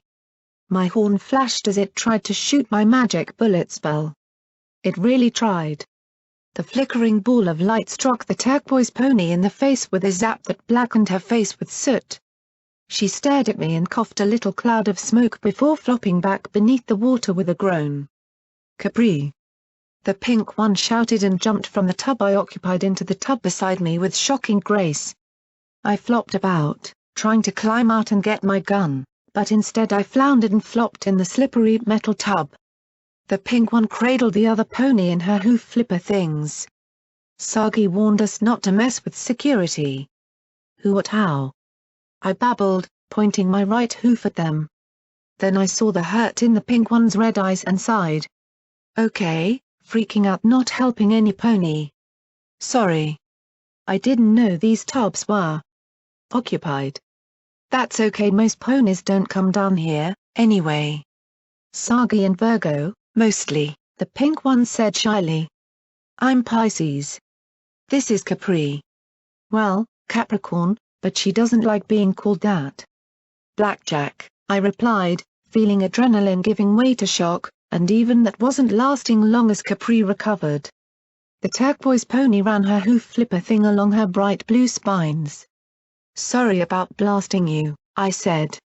She had a sort of rubbery hide that transitioned to small scales halfway down her body. You're sorry? I'm sorry, I forgot you could do it. Pretty sensible reaction, if you ask me, Capri said as she washed her face off in the tub.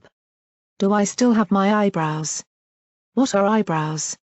Pisces asked with a little frown. Capri just sighed, shaking her head with a little groan. Okay. These were zodiacs, right? Chimera monster ponies? Something else? If you don't mind me asking, what are you? I gave the best smile I could. Capri smiled broadly. Well now, that's a great question, isn't it? What are we? Are we perhaps the vanguard of the Royal Sea Pony Invasion Force, coming forth to establish ties with the land ponies? Are you prepared to submit to the rule of the great Oceanus and his mighty Leviathan?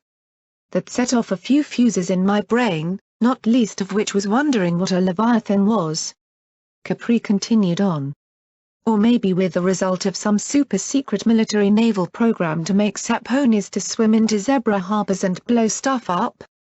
Or we taint super mutants with powers beyond your, we ran into Killing Joke, Pisces said softly. Capri immediately slumped against the wall of the tub. You always give away the ending, sis. Sis? Right. Sister. As in sibling. As in related to by blood. All ponies were in our village in Ghastly Gorge, the turquoise water pony said. As for Killing Joke. Well, it's a blue vine you can find here and there. None around Hoofington, thank the goddesses. One time I'm glad almost nothing grows here.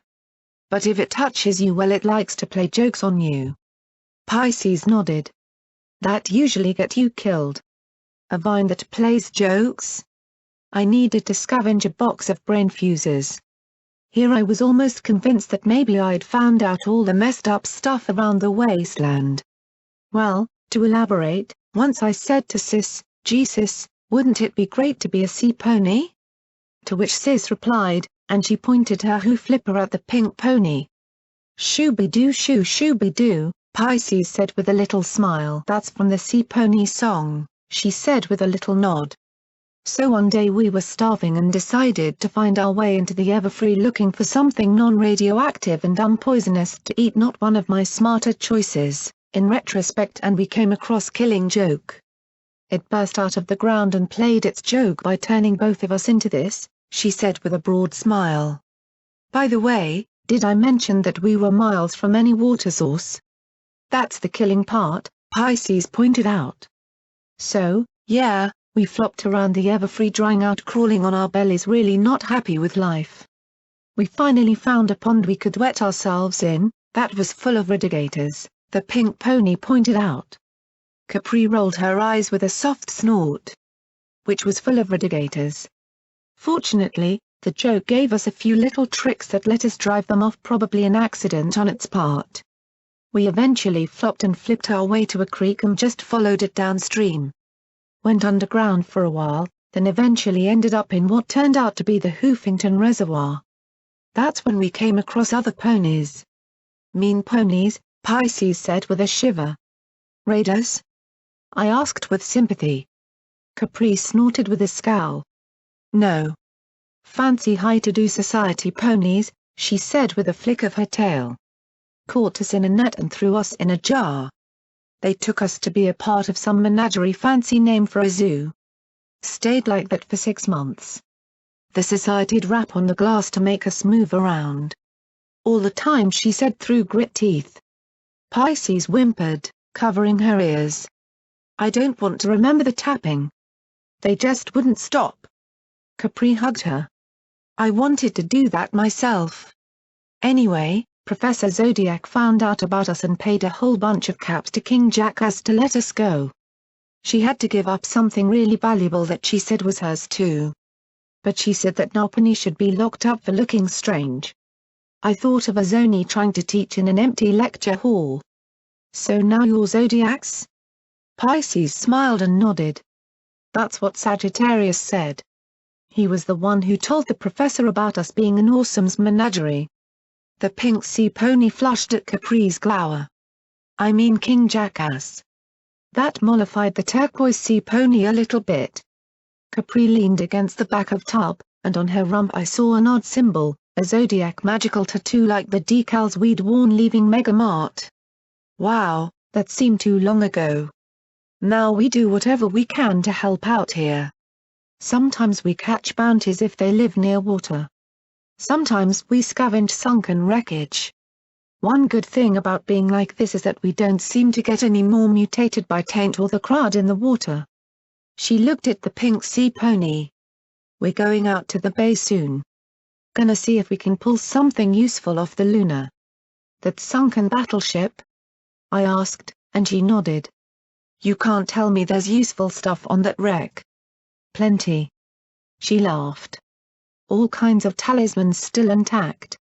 Tons of equipment that's still sorta useful. That ship had so many enchantments protecting it that it took years before it finally sank. Barely any rust on it at all, in spite of all the salt water. So if I found that Killing Joke stuff, I speculated, rubbing my chin. I'd love to be a taint-free, two-eyed, non-jelly-legged pony again. I said to myself, and any Killing Joke I might encounter in the future. You'd be an idiot and dead, Capri said flatly. Killing Joke doesn't help ponies. Ever. It screws them. You can't say I'd love to be Princess Celestia and dive in because it'll mutate you into an alicorn that can't do magic and fly or something. Or turn you into a 200-year dead copy of the princess. Or do something you said back when you were a filly. Trust me, you are not the first pony to think of using Killing Joke to do something cool. I blew a raspberry. And once more reality squashes what would otherwise be a completely awesome plan. Yeah, Pisces said with a sigh. If it wasn't for stupid reality, we could have chocolate milk rain and cotton candy clouds. I sighed as well. Wouldn't that be awesome? Rivers of wild Pegasus. Sugar apple bomb bushes, hey. Quick question, I said as I looked at the pair. Why'd the Zodiacs go after me and my pitbuck? Capri shrugged.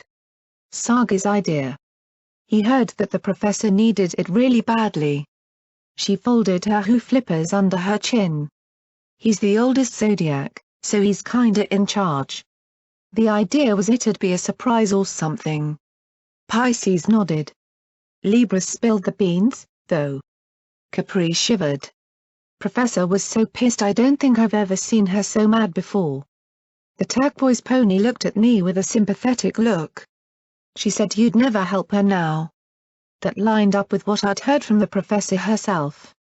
Well, it sure doesn't help, I muttered. I lifted the leg braces with my faltering magic and tied them on my forelimbs. Does that mean that you're thinking about it? Pisces suddenly arced back into the tub I occupied and gave me a very squishy hug. Please help her. Please. I know she's creepy and freaky and strange, but she's the only pony who's been good to me and sis. Please.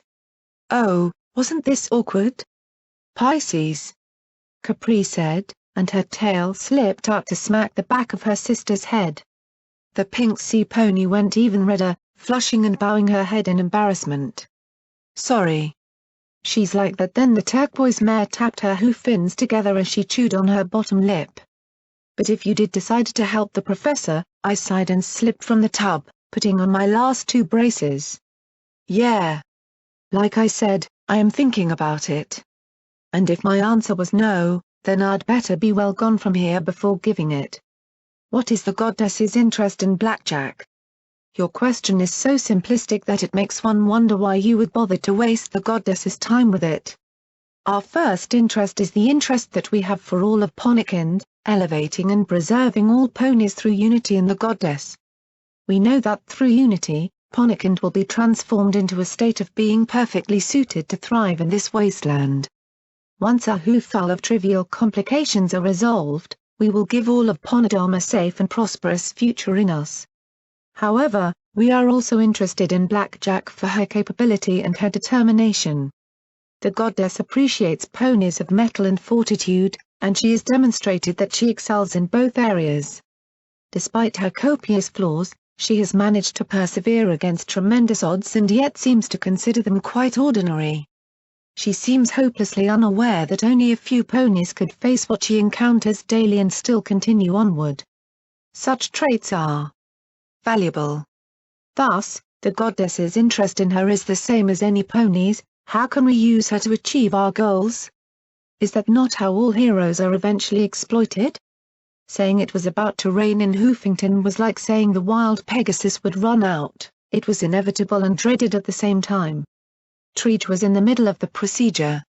P21 was somewhere. Rampage wasn't speaking to me. Look, I was meeting with the professor.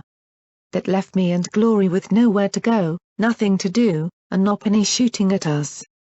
I'd found a window and was staring at the grey world outside while she calmly did some maintenance on vigilance beside me, replacing the firing pin with one from a battered 10mm IF-21 Caramel. Where'd I pick up that gun? Red Eye's goons? Scavenged it? Was it from the tunnels? I couldn't remember anymore. So many damn fights. So damn tired of fighting. And yet I couldn't stop. Who knew how long I had before I died? No, not even that. Ponies died of cancer in '99. It was rare and horrible, watching them struggle for months. Weeks. Days. Bodies falling apart as they fought for one more day before either the disease killed them or they begged for the needle. Now that was me. Would I last months before the taint crippled me? Weeks before tumors devoured my organs? Days? Sanguine contacted me, Glory said softly, not looking up from her work. That Saikoshi brought a message while you were getting your things in the eatery. I said nothing, just inhaled. Her hooves, normally so sure, dropped the firing pin from the caramel as she added quickly, Dusk and Lightning Dancer were with me. She didn't try anything. I felt nothing. I thought nothing. I was as grey as the world beyond. Huh, was all I could say. She told me to let you know that he could regrow my wing with Chimera. It was amazing how she could even keep her voice. How she fought to keep the tremble of desire to a minimum. And she said that he could clone you new organs. A new heart. Lungs. All the parts of you that are failing. What could I say? What should I say? I listened to the drops as they hit the window. What could she say? What would she say? She sniffed softly. I want you to do it, Blackjack. I do. I didn't blink. Didn't turn away. I stared into the reflection of my own eye. I wondered if I could see my soul. I wondered if it was tainted too. But I know you shouldn't accept it, she said with another sniff as she nudged the pin into place with the tip of her hoof. She was so gentle like that. So careful. I could see her crying in my mind. Slow tears. I know he's a monster, that he'll do terrible things with Chimera. That he'll probably stab you in the back anyway before he helps you. I know it's the wrong thing. But she wanted it anyway. I wanted to do it for her. I did. I wanted it so much that it hurt inside. But we don't always get what we want. Even when we deserve it. I sighed softly and dropped to my knees beside her. Now it was her turn to be held. The gun's forgotten, she pressed her face into my shoulder and sobbed. I know it's wrong, but I want it so damn much. And that was all that needed to be said. All that could be said. And like the rain in Hoofington, tears would come, but eventually the rain would end.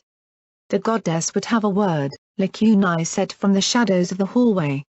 I marveled at the slide. Could Glory have somehow made the action even smoother than when I'd first gotten it? You will pay attention to us. The goddess stomped her hoof firmly. I used to do the same thing when I was a filly. I didn't look away from the chamber. A lot of mechanical work had gone into this weapon. I heard the soft rasp of metal on metal, barely audible after being oiled. I wondered if this had been custom-built for card trick. Slowly, I worked the slide back and forth. That rasp was still there. Go ahead, your deitiness. We command you turn over EC 1101 to the sanguine character. We have need of Chimera. It could be the key to the future of Ponikind. I saw her scowl in Vigilance's reflection. You will do as the goddess commands. No, I replied softly. There was a little bit of wear on the slide. Nothing serious. Goddesses, Glory did nice work with what she had. The goddess stared at me with Lacuni's face. She'd gotten rid of the dress. She looked ordinary. Mass-produced. Not the alicorn who had saved me so many times. No?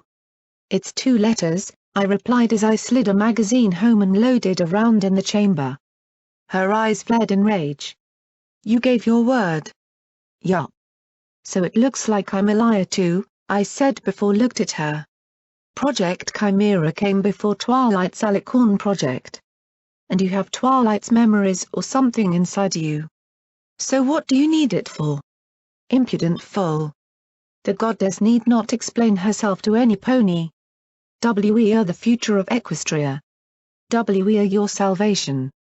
The goddess, she began, and that was it.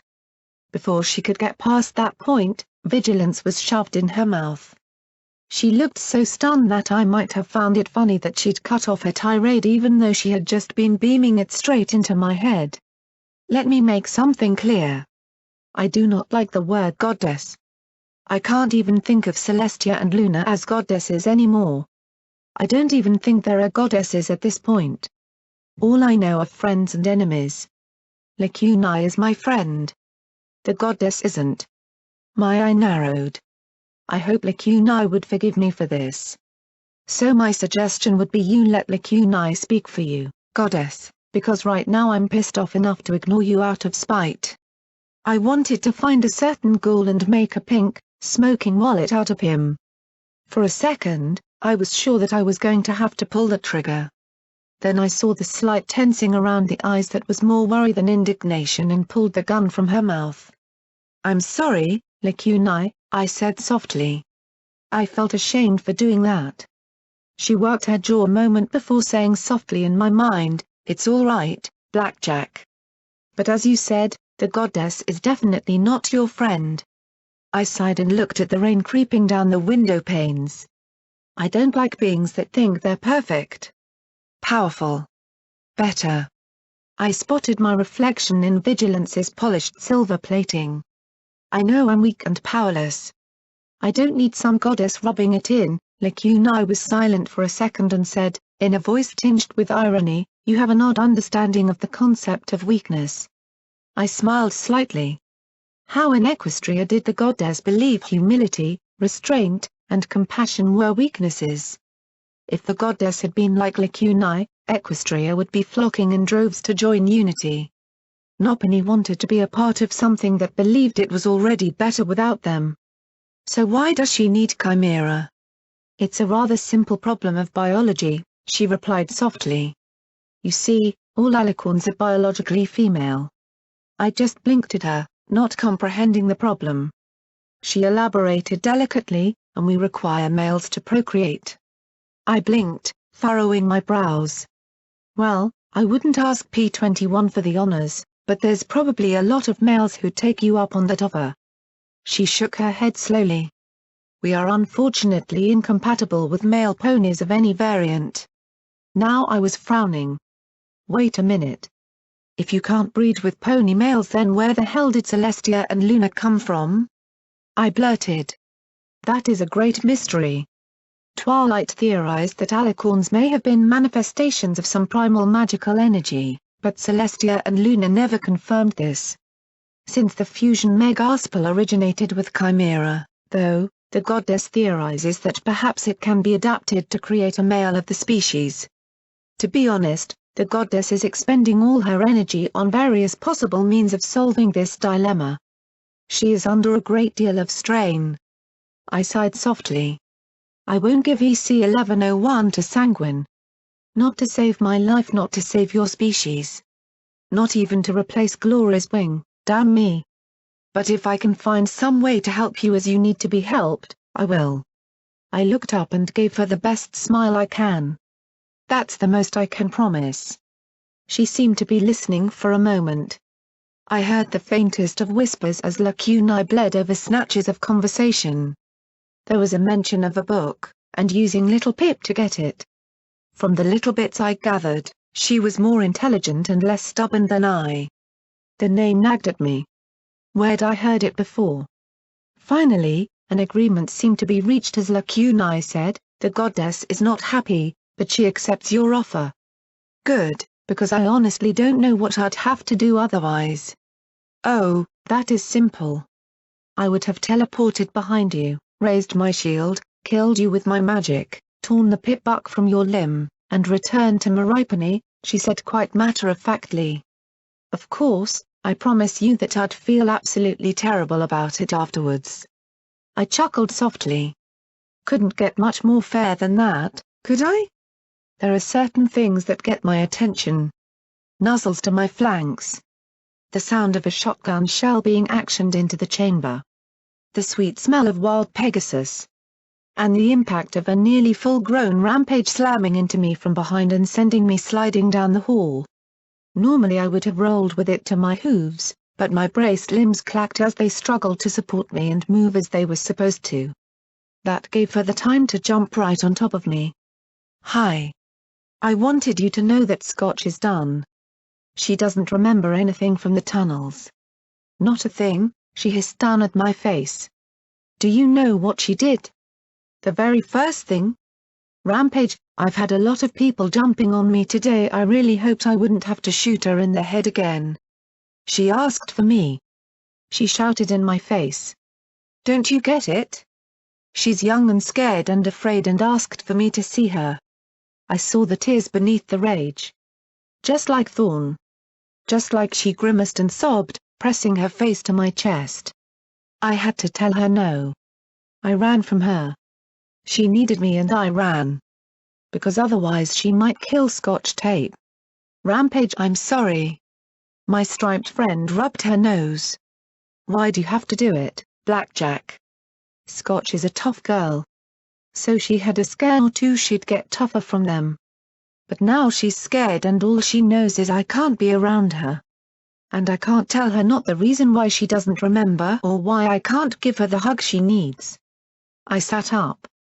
Who's with Scotch now? Glory and the Zodiac filly Virgo. I think she's the first friend that Scotch Tapes had. I gave a little smile. Maybe she should stay here, then, instead of going to chapel. She certainly wasn't, and then Rampage's hoof across my face ended that thought process. Don't you get it? Rampage shouted in my face. She doesn't want to go back to chapel anymore. She wants to stay with us. So if we send her away, it'll seem like we're all abandoning her. It'll break her heart even more. To my shock, she started to laugh. It's funny, when you think about it. Like me catching the killer only to become a killer myself. There wasn't any mirth in that laugh. Only a ragged madness that grew sharper and sharper. She slammed me harder and harder into the tiles. I killed her. I killed her. There was something very wrong when you needed a bullet in the head to calm Semepony down. As she regenerated, I made sure to get out from under her and on my legs. Two collegiate ponies came around the corner and spotted the crimson spray on the wall and the sight of her head pulling itself together. From the way they ran off, I supposed that Scotch wasn't the only pony needing their memory modified. Of course, being shot in the head didn't solve anything. Rampage, I'm sorry. I did what I thought was right. Maybe I'm wrong, but if I can give Scotch Tape some peace, I will. She'll be upset for a while but then she'll get better. And we'll get her someplace safe and happy as soon as we can. Okay? Was I trying to convince myself or her? I don't want another thorn, she said softly as she turned away. I can't take another thorn. And then she quietly walked back down the hall, leaving patters of blood in her wake. It was getting late. After my little display in the meal room, the collegiate had found a place for us on the second floor over the old gymnasium. The classrooms were full of junk and stank of musty carpeting and dust, but they were dry and private. We'd lit a fire, and the orange and yellow flames danced and flickered across the faces of my friends. The rain had picked up again and was washing the fog away. It sounded as if it was trying to scour the entire city away. A flash and boom made the windows rattle, and Scotch tape jumped for cover underneath some blankets. I couldn't blame her. Every flash made my hoof jerk in response. Scotch looked confused. She had since she rejoined us. Her eyes were big and round and afraid, not of what she'd experienced but of what she'd lost. We'd fed her lies, she'd been injured in the tunnels and knocked out. She'd swallowed them and now they were sour and heavy in her stomach. But she didn't complain because she didn't know any better. Children should listen to their parents. What should parents listen to? I need to decide what to do, I said softly, my eye turning from one to the next. Scotch hadn't been the only pony to lose. Not even the first. Ever since my alarm went off for that last shift in the stable, I'd been losing. So had Everypenny with me. So had Everypenny in this damned city. Hoofington was a more that, no, not all at once. No, that would have been decent. That would have been respectable. Hoofington was a leech sucking everything away as slowly as possible. Right now, I hated this city. I hated it with every bit of my being. I stood up to address the others. As some of you realize, I'm not doing too well at this rate. Treach gave me 6 months before Taint eats me up. Even if I say fuck that and live twice as long, I'm still dead in a year. Professor Zodiac's told me to leave Hoofington and that all of you should too. Go somewhere else. Help the stable dweller something. I closed my eye, taking a deep breath. But I'm not going to.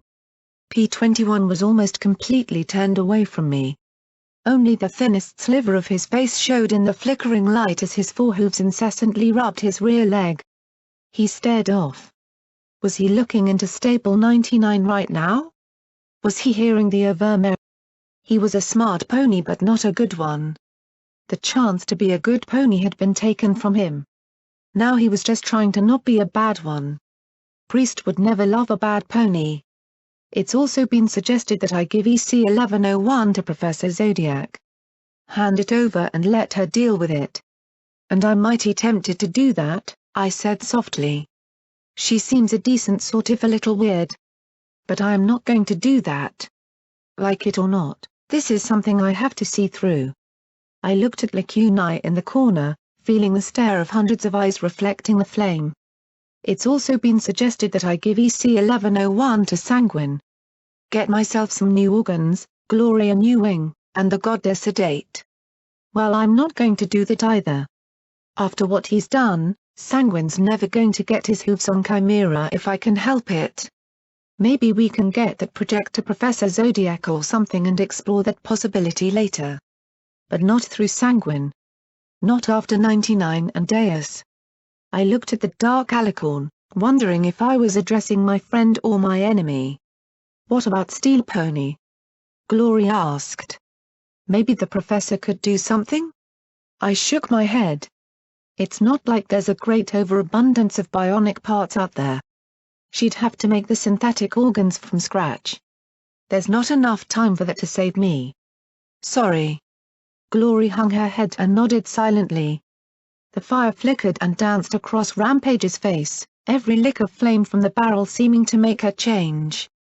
Was she a full murdering psychopath? Perhaps an ardent defender of law? A zebra traitor? Someone else? She'd be back to full strength in the morning, but what would she do? What would I do? Glory looked at me. She'd follow me to the end. I didn't want her to. She deserved her own life. Her own happiness. I'd reunited her with her sister, at least. Who knew what else was possible? Goldenblood did something before the end of the war. I'm sure of it. He did something, and I suspect it was something big and something bad. EC 1101 is at the heart of it. If I have a short time left, I'm going to do what I can to find out what. And I'm going to do whatever I can to stop the fighting. We're going north, and I'm going to tell the Steel Rangers we were behind that attack and see what we can do to end their war with the Reapers. Rampage snorted softly. You'll be going into a meat grinder, Blackjack. That's Flash Philly's territory. They like Saikoshi and don't like you. We could circle around to the east. Towards Black Pony Mountain, Glory suggested. That's right by Paradise. Red Eye's there, Rampage countered. Well, go past Red Eye and along the eastern mountains. Even worse idea. Ever hear of an Ursa Major? From a gasp from Lekunai, one of us had. Rampage didn't elaborate. Let's just say there's a reason Everypony stays away from Black Pony Mountain. It doesn't matter. If the Flash Phillies want to fight me, they're going to fight me. But Sir Mepany's got to talk to the Steel Rangers and get this stopped before one side wipes out the other. Wouldn't it be better if they did? P-21 said quietly, staring off into space. You've pretty much said you won't back the Reapers. If they're so determined to kill each other, let them. Nothing's going to get better if we do that. So the Reapers kill off the Rangers or the Rangers kill off the Reapers.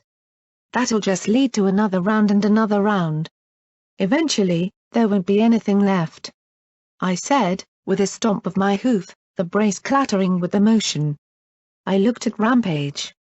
The poison spreads a little more year after year.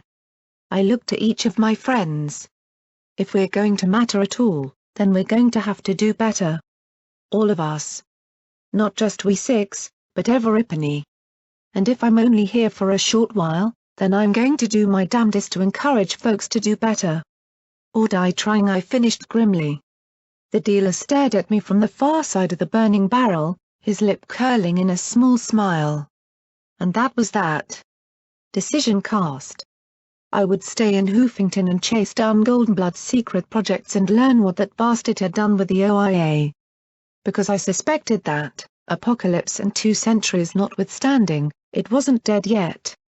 Just sleeping, and I wasn't sure I wanted to know what would happen if it woke up.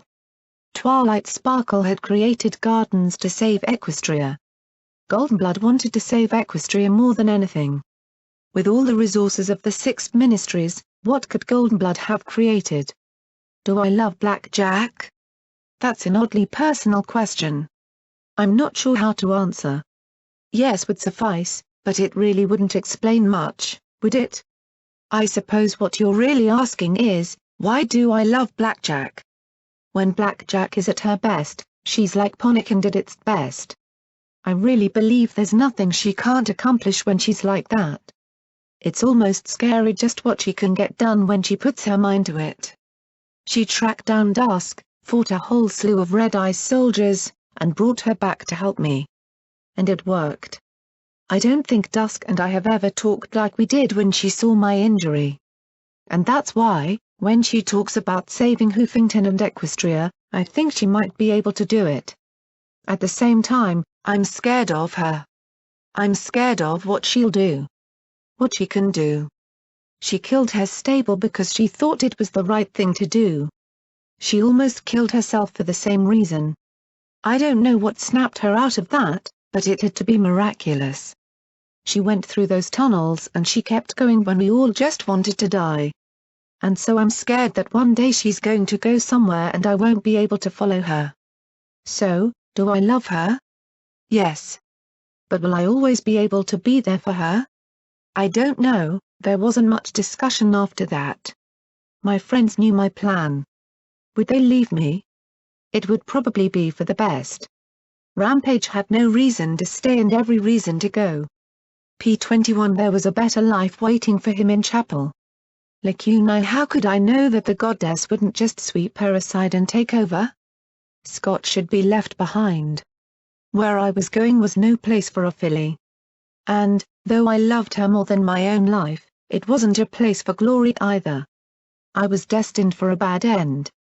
I still didn't want to be alone again. I hated being alone.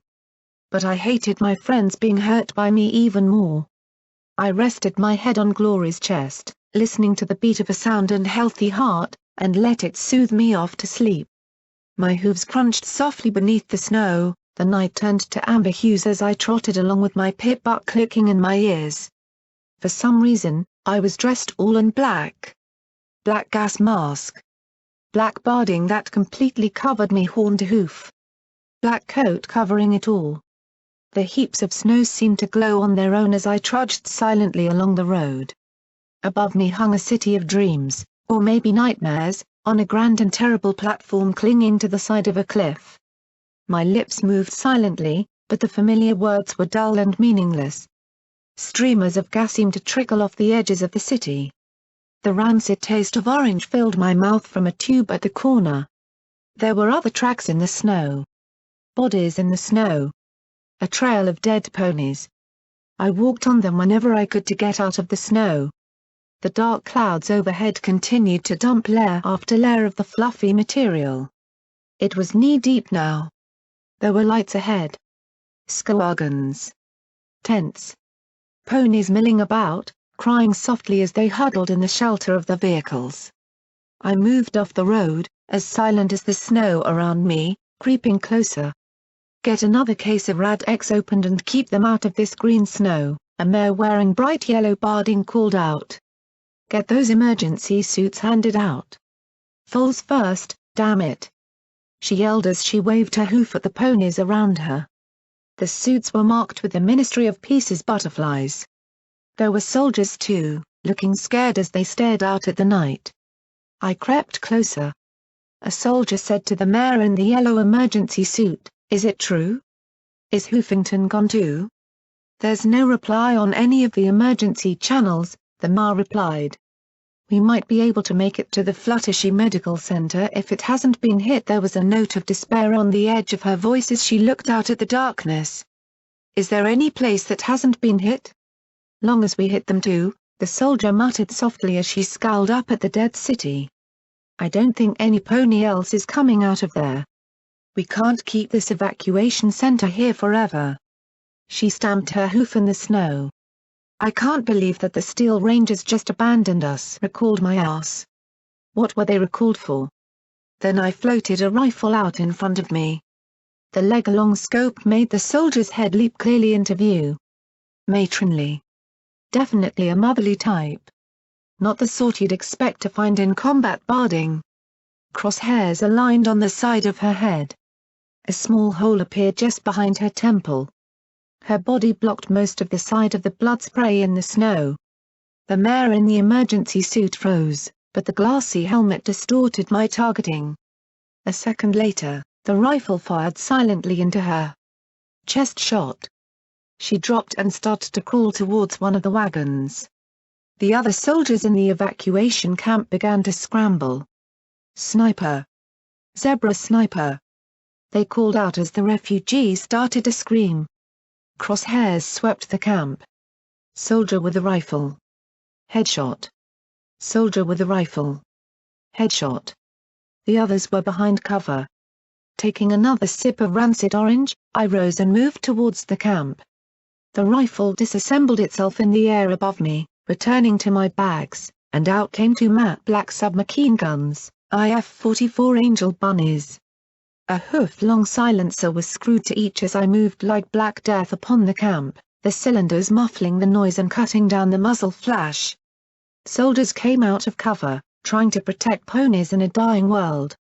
The Angel Bunnies thumped silently as 3-round bursts of 10mm ammo cut them down. My black barding protected me better than their combat armor as I systematically eliminated all opposition in the camp. A little more death in Equestria. No more bullets being fired. I headed to the medical crates and began to resupply. Rad X and Rad away first. Healing potions next. Bullets from the fallen soldiers, even if I didn't have weapons that could use them. I wasn't going to leave anything that could shoot me in the back. Food and purified water last, as much as I could carry. There wasn't much left after that. Please. There are children here, the mayor in the Ministry of Peace emergency suit gasped. You're killing children, she begged as she hugged my back hoof. Please, enough ponies have died. For a moment, I looked down at her, then drew a pistol from the mayor who had died first while wanting to protect the evacuation camp. I checked the soldier's pistol and walked to the fallen squadrons. No. Please, no. She shouted behind me, stretching her hoof after me. Killing foals was no different than killing their mothers. They screamed, bled, and died like animals. 1 round in each head to make sure. 9mm rounds were trash anyway. In less than 5 minutes, the soldier's pistol was tossed into the snow. Why? The medical mare gasped as she crawled towards me. Not that she could understand. They were all dead. All of them. Of radiation. Poison. Lead poisoning. Time. I was simply saving them the pain. She gets to live. Maybe. Maybe she'll figure it out. Maybe not. I continued on the road east. No answer. Not a word. No forgiveness anymore. No absolution. Only the mission. The snow consumed all her wails and cries. She should be thankful. She had enough supplies remaining to maybe last a few months. Me? I had a pony to kill. I raised my head, looking at the amber hues of the room and my sleeping friends. Scotch had scooted up under Glory's wing. P-21 was a dark blob in one corner, Rampage another in the opposite corner. Lacuni stood as still as stone by the cold fire barrel. I stared into the darkness and whispered, "What the hey?" I paced back and forth in front of the projector. And then I just left her there. Like I was trying to teach her a lesson. And I just trotted off with all those stolen supplies. Like, where the hell did a dream like that come from? I asked, trying to ignore robots peeling away withered flesh from some blasted bionic parts against the far wall. The flickering projection just shrugged. If you asked me the strength-to-mass ratio of enchanted silver or the velocity of a southbound Pegasus carrying a coconut, I could tell you. I'm an engineer, not a psychologist. She cocked her head. What do you normally dream about? I sighed, looking in a box marked medical supplies, Med-X, Rad-X, Buck, Steady, Dash inhalers. Well, Dash had kept me alive long enough to get to Scalpel. Gassing stable 99 usually. Sometimes I get other freaky dreams. Blowing up Deus. 1 filly torn in half. 1 crushed in an embrace. A lullaby. That thing in the tunnels. Me and sleep aren't real friendly. I held up a few needles of Med-X and boxes of Rad-X tablets with a little smile, and the projection sighed and nodded. Score. Once I'd refilled my stock of chems, I sat on one of the cushions. Fortunately, one side effect of being a cyber pony, you really didn't need that much shut-eye. So, the theme was right up there, but everything in it was out of left field. I mean, it felt almost like a memory orb, but far more real and familiar. Like it was me remembering them, not just watching the experiences of others. Well, to be honest, I can't imagine. If it wasn't an internal dream, then it must have been external. You've been exposed to unprecedented levels of taint and enervation. It's caused microtumors in your brain that are thus far fairly benign but could possibly be affecting your mental processes. Your friend Glory helped us determine their growth rate. 'Cause Glory was just awesome like that. And me having brain tumors sure would have explained a lot back in '99. I sighed and shook my head. Can I ask you something?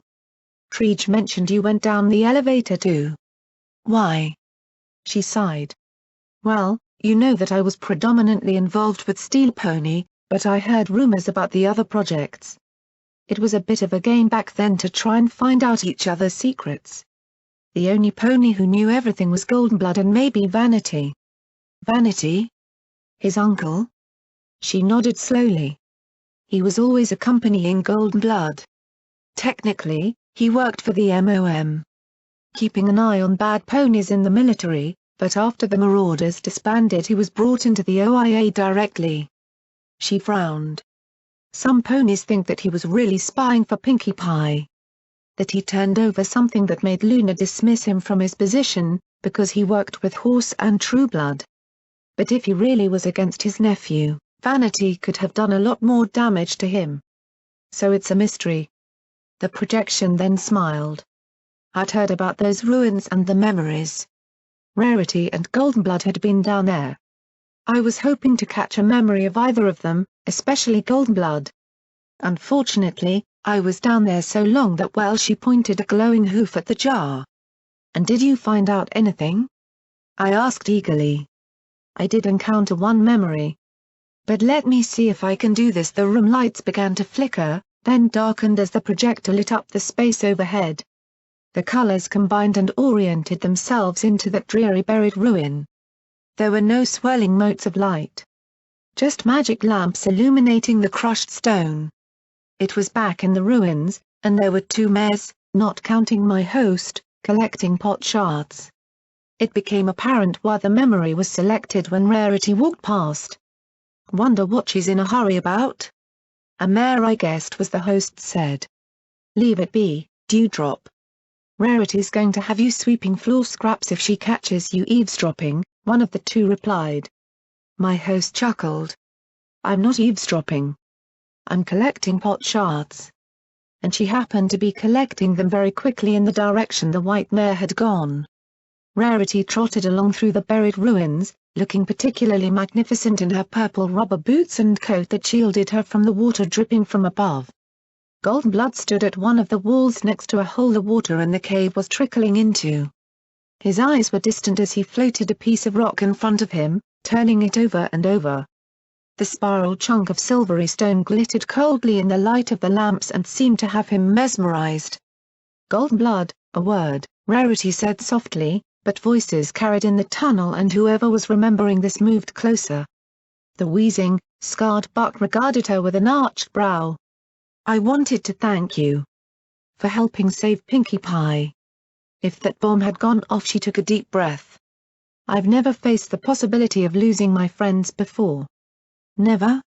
Not even when facing Nightmare Moon and dragons? Goldenblood said softly but with a small, sincere smile. She brushed a hoof across her mane, smiling sheepishly and giving a faint carefree roll of her eyes. Ah, the invulnerability of youth, but no. Not even then. She closed her blue eyes and took a deep breath. But when I heard about it, most credit goes to Pinkie Pie and the Marauders. She sensed it, and they evacuated the club. I simply gave her a nudge in the right direction, he said as he turned the spur of stone over and over in his magic. When she looked at it, he smiled. Fascinating, isn't it? We've been finding more and more of this the deeper we excavate. Its properties and potential are astounding. Rarity dropped her gaze, chewing her lip. Clearly she didn't want to discuss stupid rocks. Goldenblood, I need to ask a favor. I need a project. A secret project, she said quietly.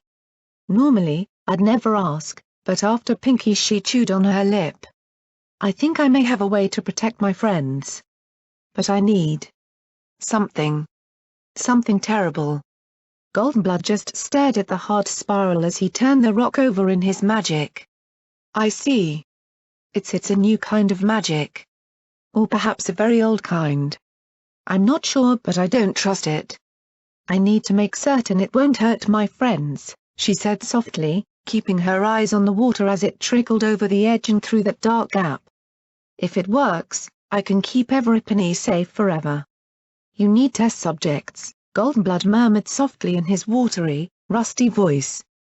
Rarity flinched but then nodded. Say no more. I'll get you situated. We'll call it. He mused a moment as he stared at the rock before saying softly, Project Eternity. After all, forever is a long time to keep a pony safe. I thank you, Goldenblood, she said with a relieved smile. She started away, then hesitated. I think that you and Fluttershy make a wonderful couple. She grinned sheepishly at him, pouring at the water-covered stone. He smiled, but his eyes simply looked sad. "Thank you, Rarity. I hope I prove worthy of her." "Yes. Quite." Well, as she bobbed her head once more. "I look forward to hearing from you, Goldenblood." The viewer immediately rushed back to collecting pot shards as Goldenblood looked in her direction. The image dissolved. "This is an hour later," Zodiac said as a new picture took shape. It was a long memory, and nothing particularly interesting to a non-archaeologist happened in the intervening time. Well, this was an improvement over being stuck in a memory orb.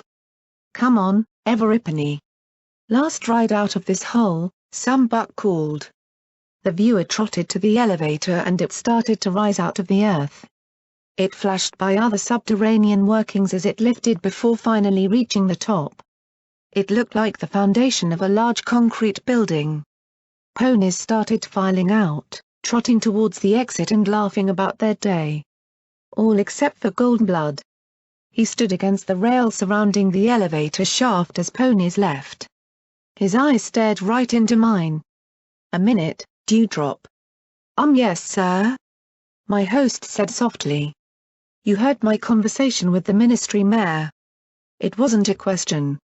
The silvery metal turned over and over beside him as he approached her. My viewer started to back away. "What did you think?" It was so interesting," the Mare stammered. "Interesting." "Indeed," he said softly as he kept approaching. Now I realized what so disturbed me about Goldenblood, more than the scars and the sickly cough and ragged breathing. On top of all that, he didn't seem to blink. "Do you know what the 3 most precious things in Equestria are, Dewdrop?" he asked, and she could feel the breeze blowing out of the shaft on her flanks as he backed her right up to the metal rail surrounding the dark, bottomless-looking pit. "Family, sir. Friends. Our money?" "Family is a dime a dozen," he said with a soft snort. "Friends are articles of convenience. And money is trash." He shook his head as his horn glowed, and he whispered softly into her ear, "No, the 3 most precious things are loyalty, love, and secrets." Suddenly, the rails weren't there anymore and she was falling back over the edge, just barely grabbing on with her forelegs. "Help! Somepany help me!" she shrieked. The glowing metal bars that had twisted away behind her slowly returned to place. "Please, I have a family. My condolences, but I'm afraid that some ponies just can't be trusted with secrets." And with that, he stood there and watched as her legs and then her hooves slowly slid over the edge. He didn't look away. He still didn't even blink. The world became tumbling darkness. I shuddered, closing my eyes and unable to watch any more. That was a long way to fall, the image flickered out. That's the memory I experienced in the cave. When the memory ended, I was nearly dead and was fortunate to get back up the elevator before I completely dissolved. The Goldenblood being a murderer thing. I was disappointed. I'd hoped that I'd be wrong about him. That once you got past all the secrets and lies, there was a good pony. How could he kill Somepany just to keep a secret? Loyalty, love, and secrets. And a relationship with Fluttershy? How did that happen? I had more questions than when I'd started. It was supposed to go the other way around. Well, nothing to do but start trying to get answers to them. So Rarity was experimenting? On ponies? Rarity? I said, now trying to wrap my head around that one. How does a pony go from dressmaking to that? The glowing pony nodded once. What kind of experiments and how she was planning on protecting her friends I don't know. I know that she pursued it for several years, then abandoned it abruptly. Beyond that, I only know it was based out of Hightower Jail. Here. My pip-buck chimed softly. You can investigate it yourself if you like. I checked my map and saw the blank square to the north. And there's nothing you can tell me about the other projects? She shook her head slowly. I'm afraid not. Chimera was Trueblood's baby. Starfall and Horizons were Trottenheimer's. I don't even know who oversaw the rest. I'm sorry. I wish I could be more help. I gave the projection a tired smile. I wish I could be more help, I said. She looked confused. Well, it's just, I'm nobody special. I'm just staggering through all this the best I can. The professor shook her head with a small smile. Nobody special? Blackjack, you emerged from your stable with one of the deadliest war machines in history after you lived.